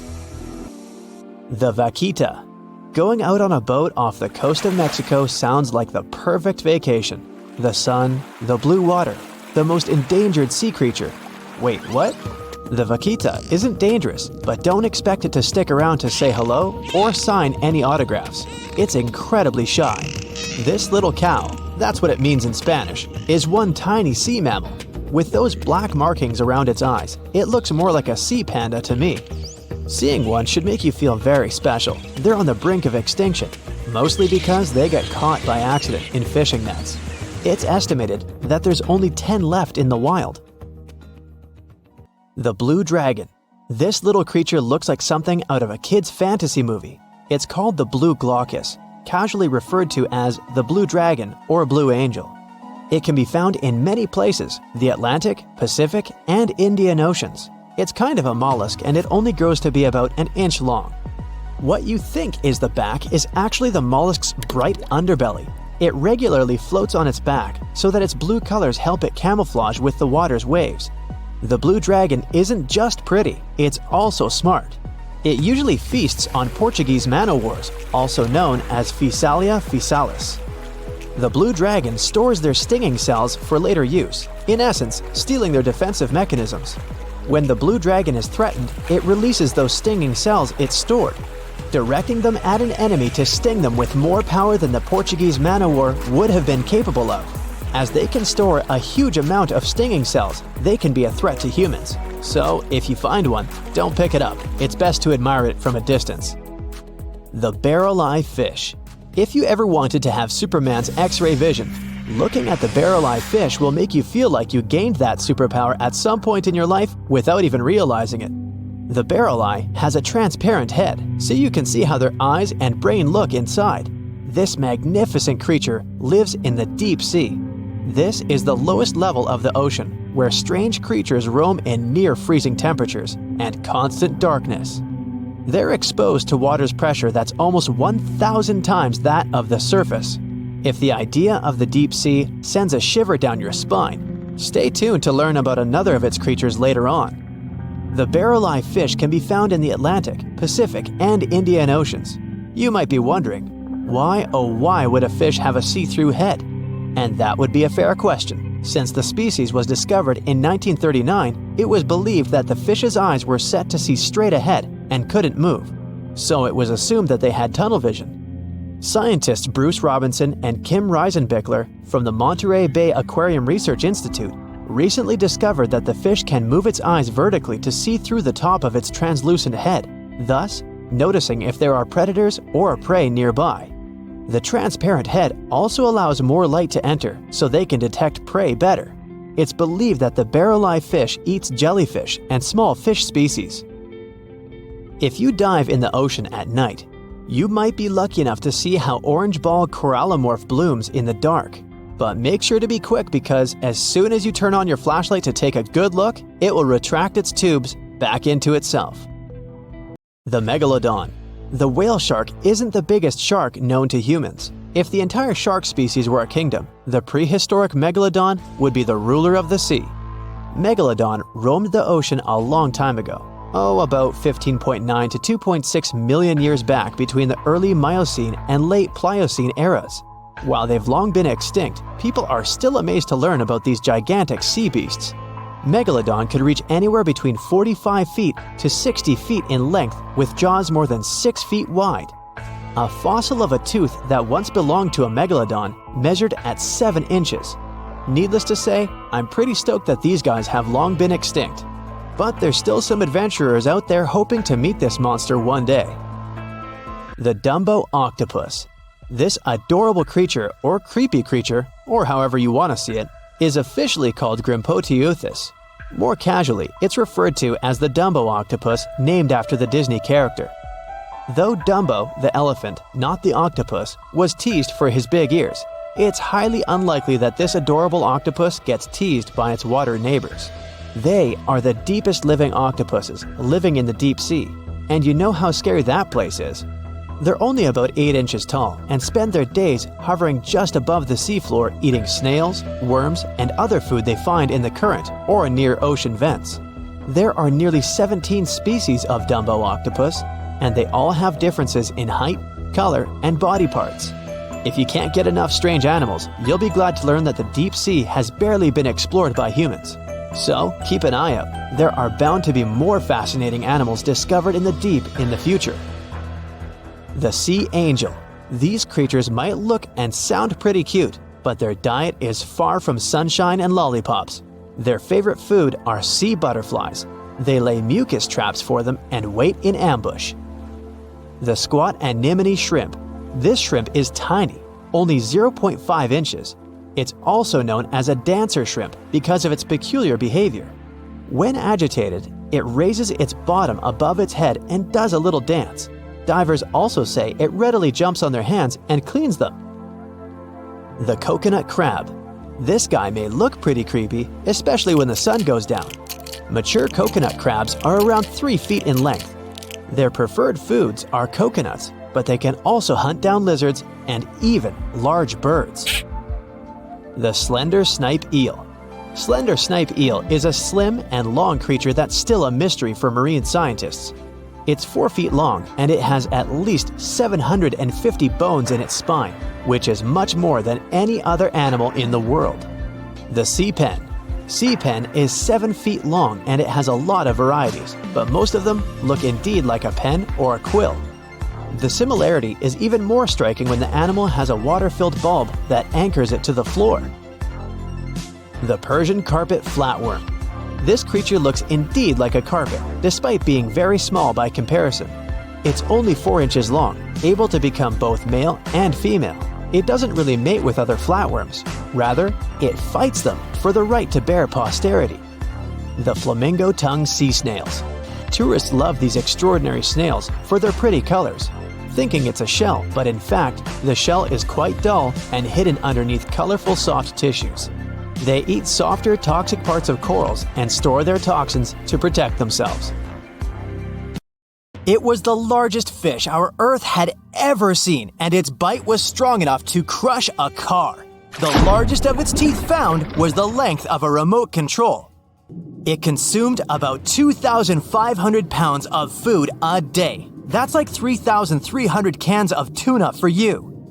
The earliest Megalodon fossils are from about 20 million years ago, but you won't see its skeleton, and that's because the mighty Meg had no bones. A skeleton made from bones gives most animals their body shape and strength. Sharks, though, come from the same subclass as rays, skates, and sawfish and have cartilage instead of bones. Cartilage is a tissue that is softer and more flexible than bones, but it's still tough enough to shape the body and protect the internal organs. Some areas are more flexible, since cartilage is weaker, and some, like the shark's head, are much tougher thanks to calcified cartilage. Their snouts, though, are made of really soft and flexible cartilage to work like a bumper in case of a collision with some dangers. Who knows if they'd be able to do all this with a heavy skeleton? Plus, cartilage makes their jaws more flexible, and they can open their mouths much wider than they would with a jaw made of bone. Our hero, Meg, was no exception, and it had the strongest bite of all living creatures, which was also made possible by a skeleton made of cartilage. Sharks take full advantage of their cartilage. It helps them swim and turn fast while hunting. One drawback of this type of skeleton is that it was really tricky for scientists to establish the shape and size of Meg. Normally, they would do it using fossilized bone skeletons or their parts. With Meg, they had to guess based on the teeth they found and comparisons with living relatives. A more recent 3D computer model was based partially on scans of a preserved spine discovered in the 1860s. The model showed that Meg was bigger, faster, and even hungrier than scientists had previously thought. Looks like an average Megalodon was 52 feet long. That's slightly bigger than the height of the Hollywood sign and weighed 10 times as heavy as an elephant. There were also much bigger creatures. Scientists still aren't sure how the Megalodon got this size. The fact that there were bigger and smaller Megs probably has to do with a little something called Bergmann's rule. It says that the temperature of the surrounding environment affects the animal's body size because they either need to conserve or shed heat. The megalodons that reached cooler waters probably needed more body weight to make sure they survived in low temperatures. Those living in warmer waters had to be smaller to avoid burning up. If the researchers were correct in their calculations, it also means that Meg reached a cruising speed of over 3 miles per hour, which is much faster than other sharks. The still-living great white shark can cover a distance of nearly 7,000 miles without stopping, which is 9/10 as long as the diameter of Earth. It looks like the megalodon could have gone much further. Megalodons managed to survive on our planet for nearly 70 times longer than humans have. They were roaming the oceans for around 20 million years, and you could see them pretty much anywhere except near the poles. Scientists discovered the most northern fossils off the coast of Denmark and the most southern in New Zealand. The reason why there were no megalodon teeth found in Antarctica is most likely that these adapted to only warm tropical and subtropical waters. The younger ones like to keep to the shores, while full-grown adults preferred coastal areas, but they could easily move into the open ocean as well. When our planet went through a period of global cooling and drying, and the seas began to freeze around 3.6 million years ago, there was less and less room for Meg to thrive. Much of their prey, like smaller whales, seals, and sea turtles, disappeared or relocated to waters that were too cold for our hero. And at the same time, the number of its natural competitors, like smaller predatory sharks, like the great white shark, and whales, increased.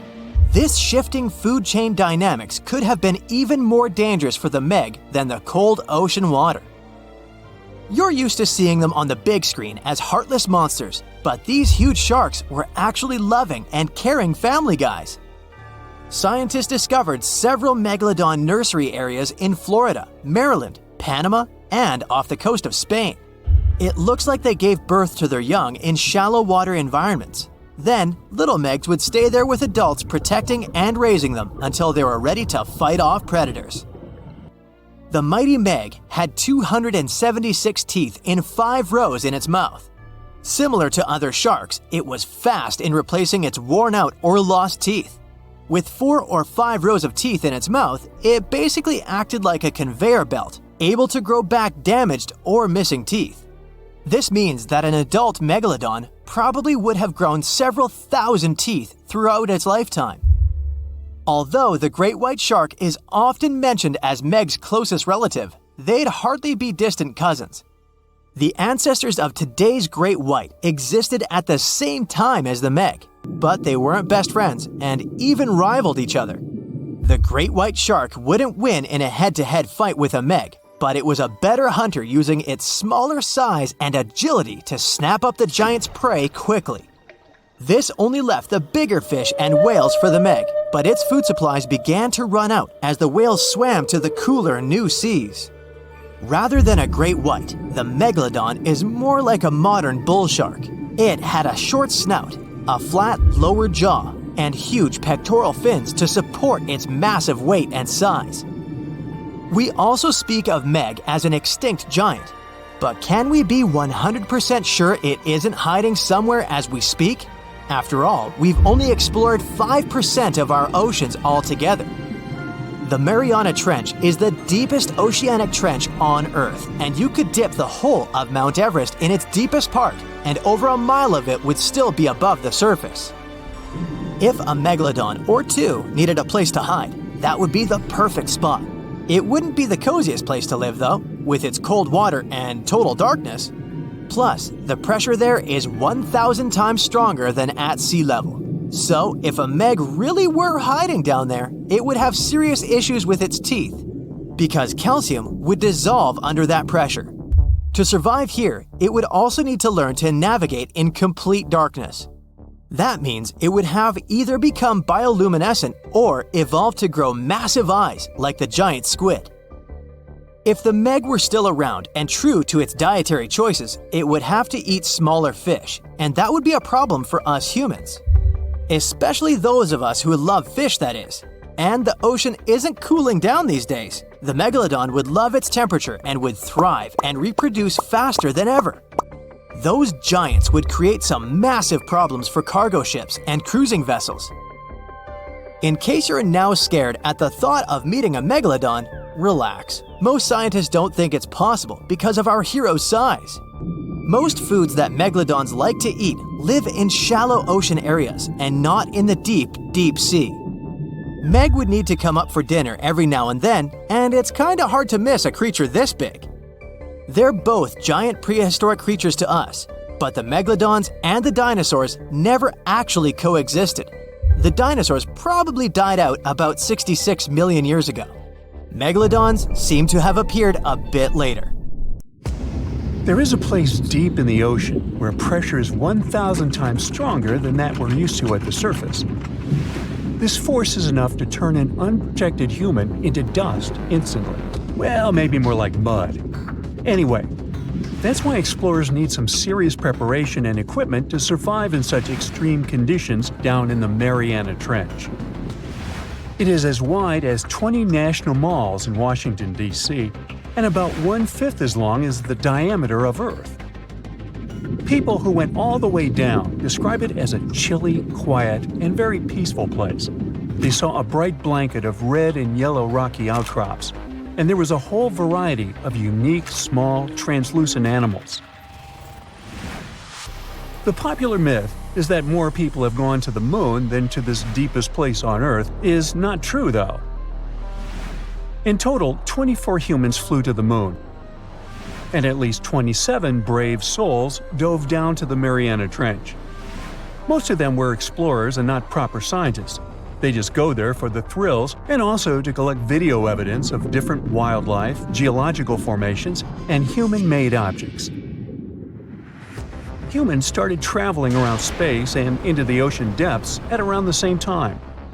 The first moon landing was in 1969, and the first person to go down the Challenger Deep, the deepest part of the Mariana Trench, did so in 1960. This unusual location got its name after the British ship HMS Challenger, which first located this massive drop in the ocean floor at the end of the 19th century. It would take 8 more decades before the first human went down to it. Explorers didn't manage to do it in a conventional submarine. They used a type of submersible called a bath escape. The Swiss oceanographer Auguste Piccard designed his own in 1953. 7 years later, the submersible managed to do the impossible. It had reached a depth of nearly 36,000 feet.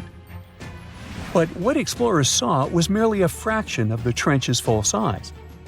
The fact that it is so huge of the Mariana Trench is just one of the reasons why it's mostly unexplored today. The absence of light is another major issue. Sunlight is incapable of reaching such profound depths, so the entire trench, from top to bottom, lies in absolute darkness. Because of such conditions, the ecosystem is a lot different than the shallower regions of the Pacific. This puts immense pressure on marine wildlife. Yeah, the pun is intended. Another reason why it's so challenging to survive there is the temperature. Water freezes at 32 degrees Fahrenheit. At the bottom of the Mariana Trench, the ocean is just a couple of degrees above freezing. One of the factors that hasn't let this area turn into a giant icicle is the fact that salt water has a slightly lower freezing point. The other reason is geothermal energy that warms the ground at the bottom of these just enough for it not to freeze. That's why submersibles need to have proper insulation to navigate these icy conditions. When they reach the bottom, researchers find out that this desolate and harsh climate is home to several animal species. They encountered arrow-toothed eels, snailfish, and spoonworms at various depths. There were even strange-looking translucent sea cucumbers and shrimp-like amphipods. The biggest surprise was microbial mats thriving on methane and hydrogen from the mud. Among the species, the Mariana snailfish looks like a master of the environment that can go farther and deeper into the trench to feed on prey than its competitors. Despite its seemingly fragile appearance, the snailfish has adapted to withstand extreme pressures, a superpower it wouldn't be able to survive without. The exotic life forms that live deep down aren't normal-sized, since deep-sea gigantism makes them grow significantly larger than their counterparts in other ecosystems. One example is the giant tube worm, which can be 6 feet long. Science has a hard time explaining the exact cause of this form of gigantism. Thermal vents are just one of the possible explanations. All of these factors might help explain the huge time gap in researching the Mariana Trench. The first successful dive after the 1960 expedition came only in 2012. That's when the famous Canadian film director James Cameron went down in the Deep-Sea Challenger.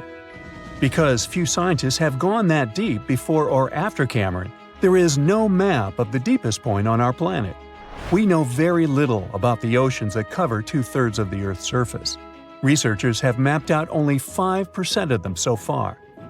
Science still has a lot to discover in the Mariana Trench and other unexplored places on our planet. The Amazon rainforest stands as the best example of the world's most unexplored regions. The list of reasons why this part of South America is unknown starts with its wildlife: jaguars, anacondas, piranhas, black caimans, and Brazilian wandering spiders are just some of the creatures that pose a risk for researchers. Relentless year-round rainfall induces heavy flooding. Add to all this some treacherous river currents, and you can see why scientists have mapped such a small percentage of the Amazon to date. In just one region of Brazil, near Peru, there are at least 14 tribes that have never had contact with the outside world. The national authorities intend to keep it that way. Isolation of these indigenous people is the best way to protect their future. The same goes for a remote island in the Indian Ocean. After the tragic tsunami of 2004, helicopters flew over North Sentinel Island to make sure its inhabitants were alive and well. Meanwhile, the Sentinelese weren't thrilled. They took up bows and arrows to drive away the unwanted visitors. This tribe is one of the last uncontacted tribes on Earth. Although anthropologists and filmmakers visited the island in the late 1960s, we still don't know much about its indigenous population. It sits a long way off any shipping lanes in the Bay of Bengal. North Sentinel has no natural harbor, and it's surrounded by a shallow reef. This makes access to the island possible only by boat. The Indian officials who lay claim to the island have prohibited outsiders from visiting the island for safety reasons. The estimates on how many people inhabit the island vary significantly, from as few as 15 to as many as 500. The island is not tiny. It's about 5 times as big as London's Heathrow Airport. Apart from occasional contact during the past 2 centuries, the Sentinelese must have been isolated for a long time. They are related to other indigenous groups in the Andaman Islands, but their neighbors cannot understand a word of their language. The continent of Antarctica has no permanent human settlements at all. The only people who periodically live there are international scientists. This vast expanse of ice and snow, roughly the size of the United States and Mexico combined, still has many regions where humans haven't set foot. Satellite imagery and photos that NASA's aircraft made from the air have mapped out the entire continent. So we know where to go, but it's not that easy. The reason for this are all the adjectives that go with Antarctica. It is the coldest, windiest, driest, and brightest of the 7 continents. This makes it virtually unlivable. More than 99% of its surface is covered with a permanent sheet of ice. Its thickness ranges from 1 mile to as many as 3 miles in some places. That's half the height of Mount Everest. Now, the Himalayan range contains the world's tallest unclimbed mountain. It is also the tallest mountain in Bhutan. In the local language, the mountain's name translates as White Peak of the 3 spiritual brothers. Out of respect for the spiritual beliefs of the local population, national authorities restricted and then completely banned mountaineering at the beginning of the 21st century. To this day, there is no evidence that any climber has ever managed to successfully reach the summit of this mysterious mountain. Most of the ocean is still shrouded in mystery, whether we're talking about dark corners or creatures that are hiding in the depths. But sometimes, it gives us a peek into scary things it hides in its cold, dark depths. Like when you hear on the news that there are some deep-sea creatures washed ashore after a powerful storm once again. Some just look weird, while others are real monsters that live at depths of more than 3,300 feet. The coldest and deepest parts of the ocean have created one specific phenomenon called gigantism. So, sea spiders, squids, worms, and many other animals, mostly invertebrates, or creatures without backbones, they're all way bigger and scarier than the versions we see in the more shallow areas. In the Pacific depths, you can see a sea sponge as large as a minivan. Or what about the colossal squid that lives in subantarctic waters and is nearly 14 times longer than the arrow squid, a type that mostly lives in New Zealand? Researchers found many of these underwater monsters in the abyssal zone of the ocean. Back in 2021, the researchers showed images of the giant phantom jelly. It was at a depth of 3,200 feet. Its tentacles were 33 feet long. Wow, I wouldn't like to face that one on the beach. It probably eats only small fish and plankton, but it can swim to depths of more than 21,900 feet. And down there, this giant jelly doesn't have enough food. How does it survive then? Scientists haven't figured it out yet. And there are even more questions related to the giant squid, the biggest one ever found.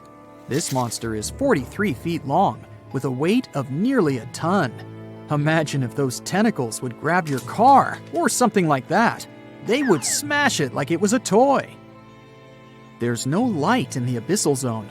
Sun rays just can't penetrate that deep. So there's no algae or underwater plants there. Local animals mostly eat snow. Marine snow is not like the regular one you build a snowman with. It consists of any small flakes or remains that fall from the surface of the ocean. Maybe even some leftovers that animals up there couldn't eat. So it's not much. But apparently, it's enough for very large creatures that hide deep down there, like giant squids. Squids that generally live at such depths don't bother going after their prey. They just wait until the poor animal swims right up to their long tentacles and falls into a trap. It may not be the best method ever, because not many animals will even swim into these dark, cold parts.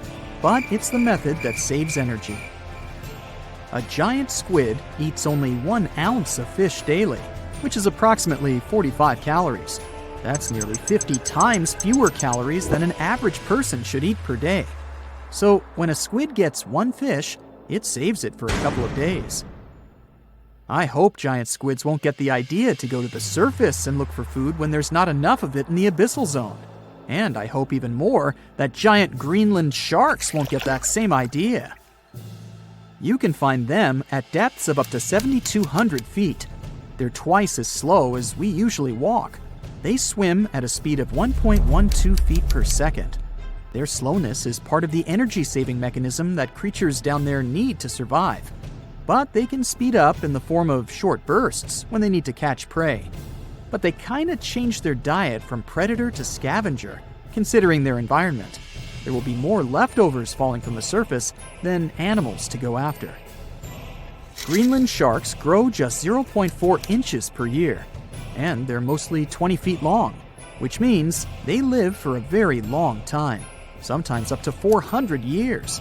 They also have a slow metabolism, and that's one of the main factors for their long life, too. Greenland sharks like to spend their time in cold waters. They're adapted to that, since their tissues have specific chemical compounds that prevent the forming of ice crystals all over their body. That means they have some sort of natural antifreeze. So what makes them so big?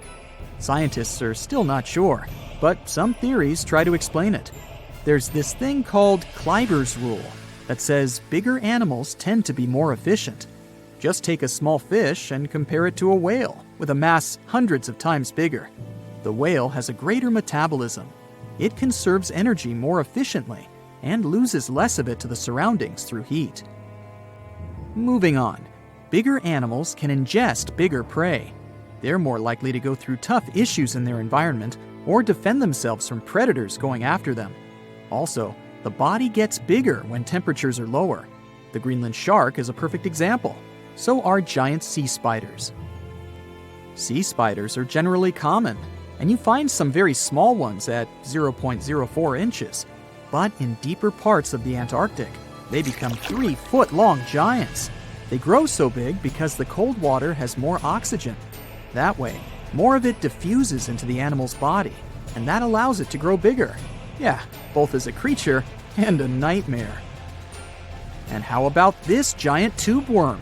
Researchers found it accidentally while they were exploring the mysteries of the Pacific Ocean floor. They stumbled upon unusual hydrothermal vents. Volcanic heat is a thing that gets them going. As water seeps down through faults or cracks in the rock, these vents change their direction. When the water gets out of the vent, it's rich in different minerals and chemicals. Most animals wouldn't survive being around this toxic soup of chemicals, but not these tube worms. They came as a true surprise, because not only are they not bothered by these toxic vents and the almost boiling temperature of the water, but they developed entire ecosystems there. They're unique because they don't need sunlight to survive. Instead, small bacteria are their main source of energy. That bacteria gets their energy directly from these toxic chemicals. So it's not photosynthesis, but a process called chemosynthesis. And these tube worms don't have mouths. These bacteria live inside them. Strange story, huh? Plus, these scary worms reach up to 8 feet. Giant isopods are no better either. They lurk at the depths of the ocean of 1,640 feet or more below, far away from the sunlight, looking like some monstrous wood lice. They spend most of their time on the seabed, hoping to find some food falling from higher levels of the ocean. Check out their small hooked claws at the ends of their legs. Isopods use them to remain more stable while moving around the ocean floor. Since there's no light, they have long antennae that help them feel their way around. These sensory antennas are about half the length of their body. Giant isopods have pretty big eyes compared to their body size, too. They can grow over 12 inches from head to tail. And these fellas are really patient. Remember how we said animals down there rarely get food? Sometimes they need to wait for years to get a proper meal. That's why their metabolism is amazingly slow. 5 years later. They can go for 5 years without eating anything. Imagine that. I get hungry just talking about this. In 2006, a biologist did research to compare the differences between the shallows and the deep sea regions. He realized the deep sea mirrors the island rule. First, isolated parts of land develop biodiversity you won't find anywhere else. Second, small-bodied life there grows much bigger when it's isolated, compared to life on large land masses. Resources are limited, but also competition and predators. And we don't know much about these deep-sea creatures. It's too expensive and too complicated to carry out such research, so we'll just wait for more raging storms to show us at least part of the monstrous world cold ocean depths hide.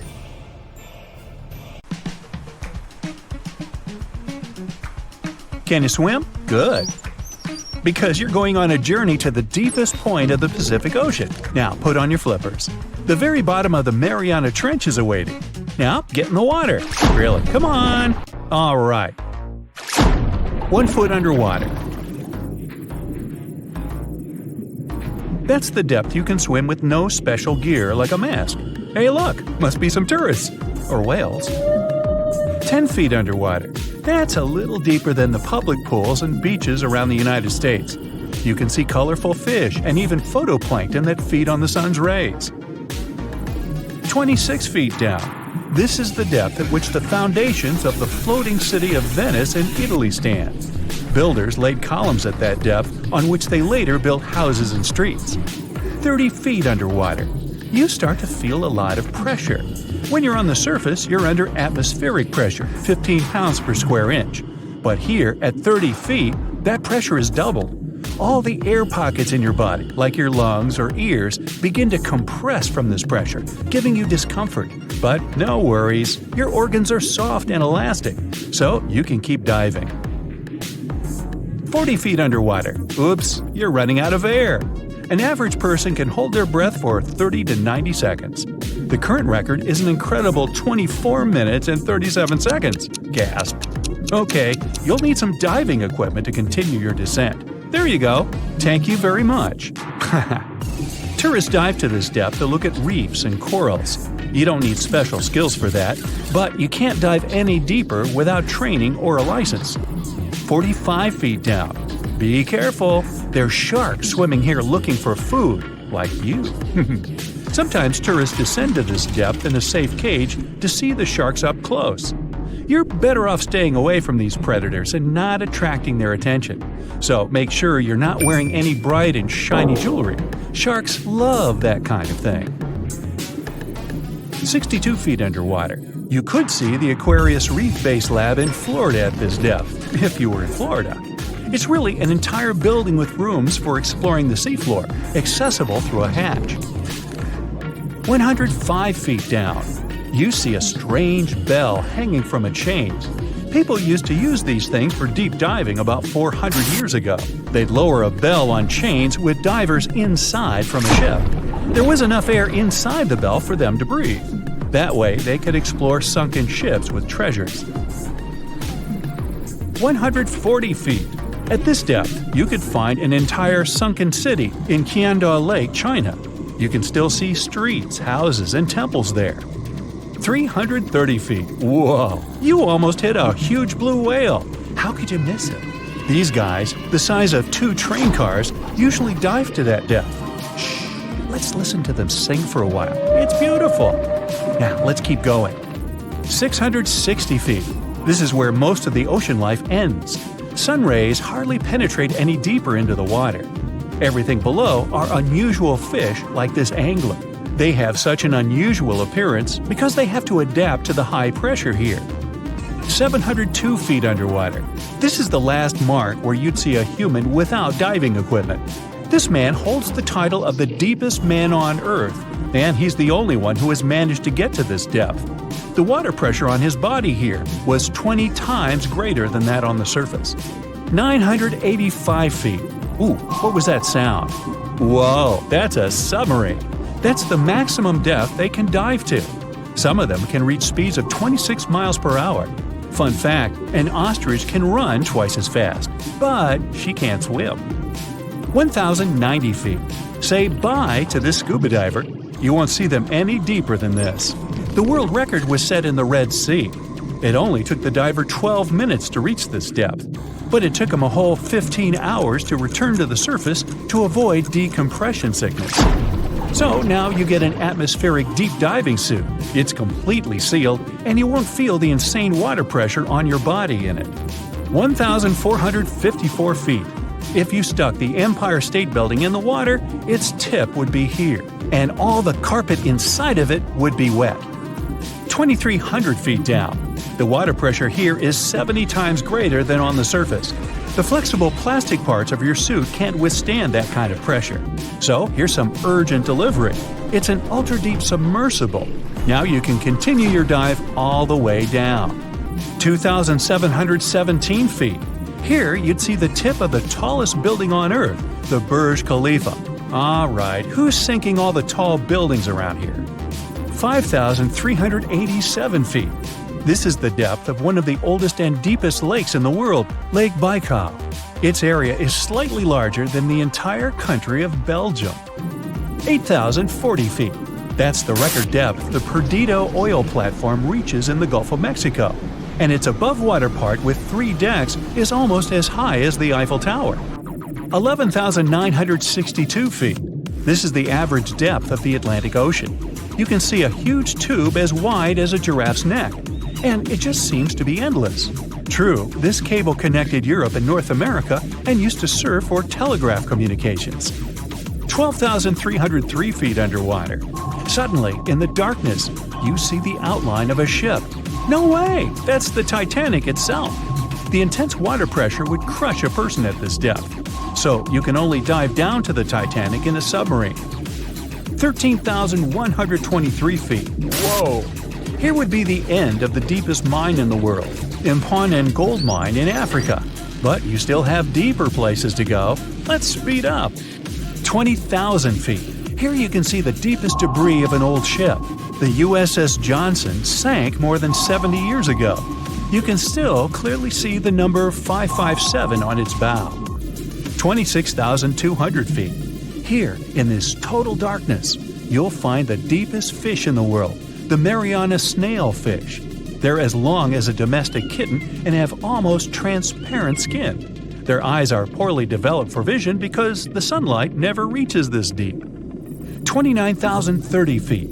If you take Mount Everest, flip it over, and stick it into the Marianas Trench, this is exactly where you'd see its tip. Even though this is the highest point on our planet, you'd still have a lot deeper to go. 35,755 feet down. Here, in the Challenger Deep, you'd still see life. You'd need a microscope for that, though. Bacteria living here feed on organic molecules, similar to oil. A little deeper? Congrats! You've touched the bottom. It's 36,070 feet deep. The pressure here is 1,071 times higher than on the surface. But you're not the first person to have been here. One of the last expeditions to the bottom of the Mariana Trench was in 2012. An American filmmaker descended here in a submarine he designed himself. But the pressure broke some of the engines, so it was hard for him to maneuver here. The sonar was also damaged, and some of the batteries drained. He was in the Challenger Deep for about 3 hours and took many pictures and videos. If you look closely at the bottom itself, you can see bubbles. It's carbon dioxide and liquid sulfur. It's freezing here because of the extreme pressure and temperature close to freezing. But there's still life here in these harsh conditions. The 3 microorganisms are most common here: xenophytophores, amphipods, and small sea cucumbers. There's so few of them because they don't have enough food down here. Usually, there's a lot of palm leaves on the ocean floor, which get there from the land. But the Mariana Trench is 124 miles from the nearest islands. So the only food here is old plankton and fish scales from the ocean's upper layers. But it needs to travel tens of thousands of feet to become food for the bottom dwellers. But can you go even lower into the crust of the Earth?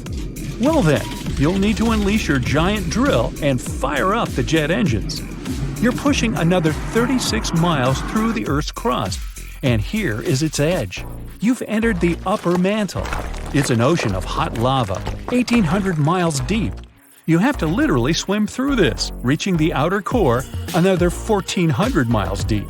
Then you reach the inner core, another 755 miles, and congrats! You're at the very center of the Earth. I hate to ask, but how do we get out of here?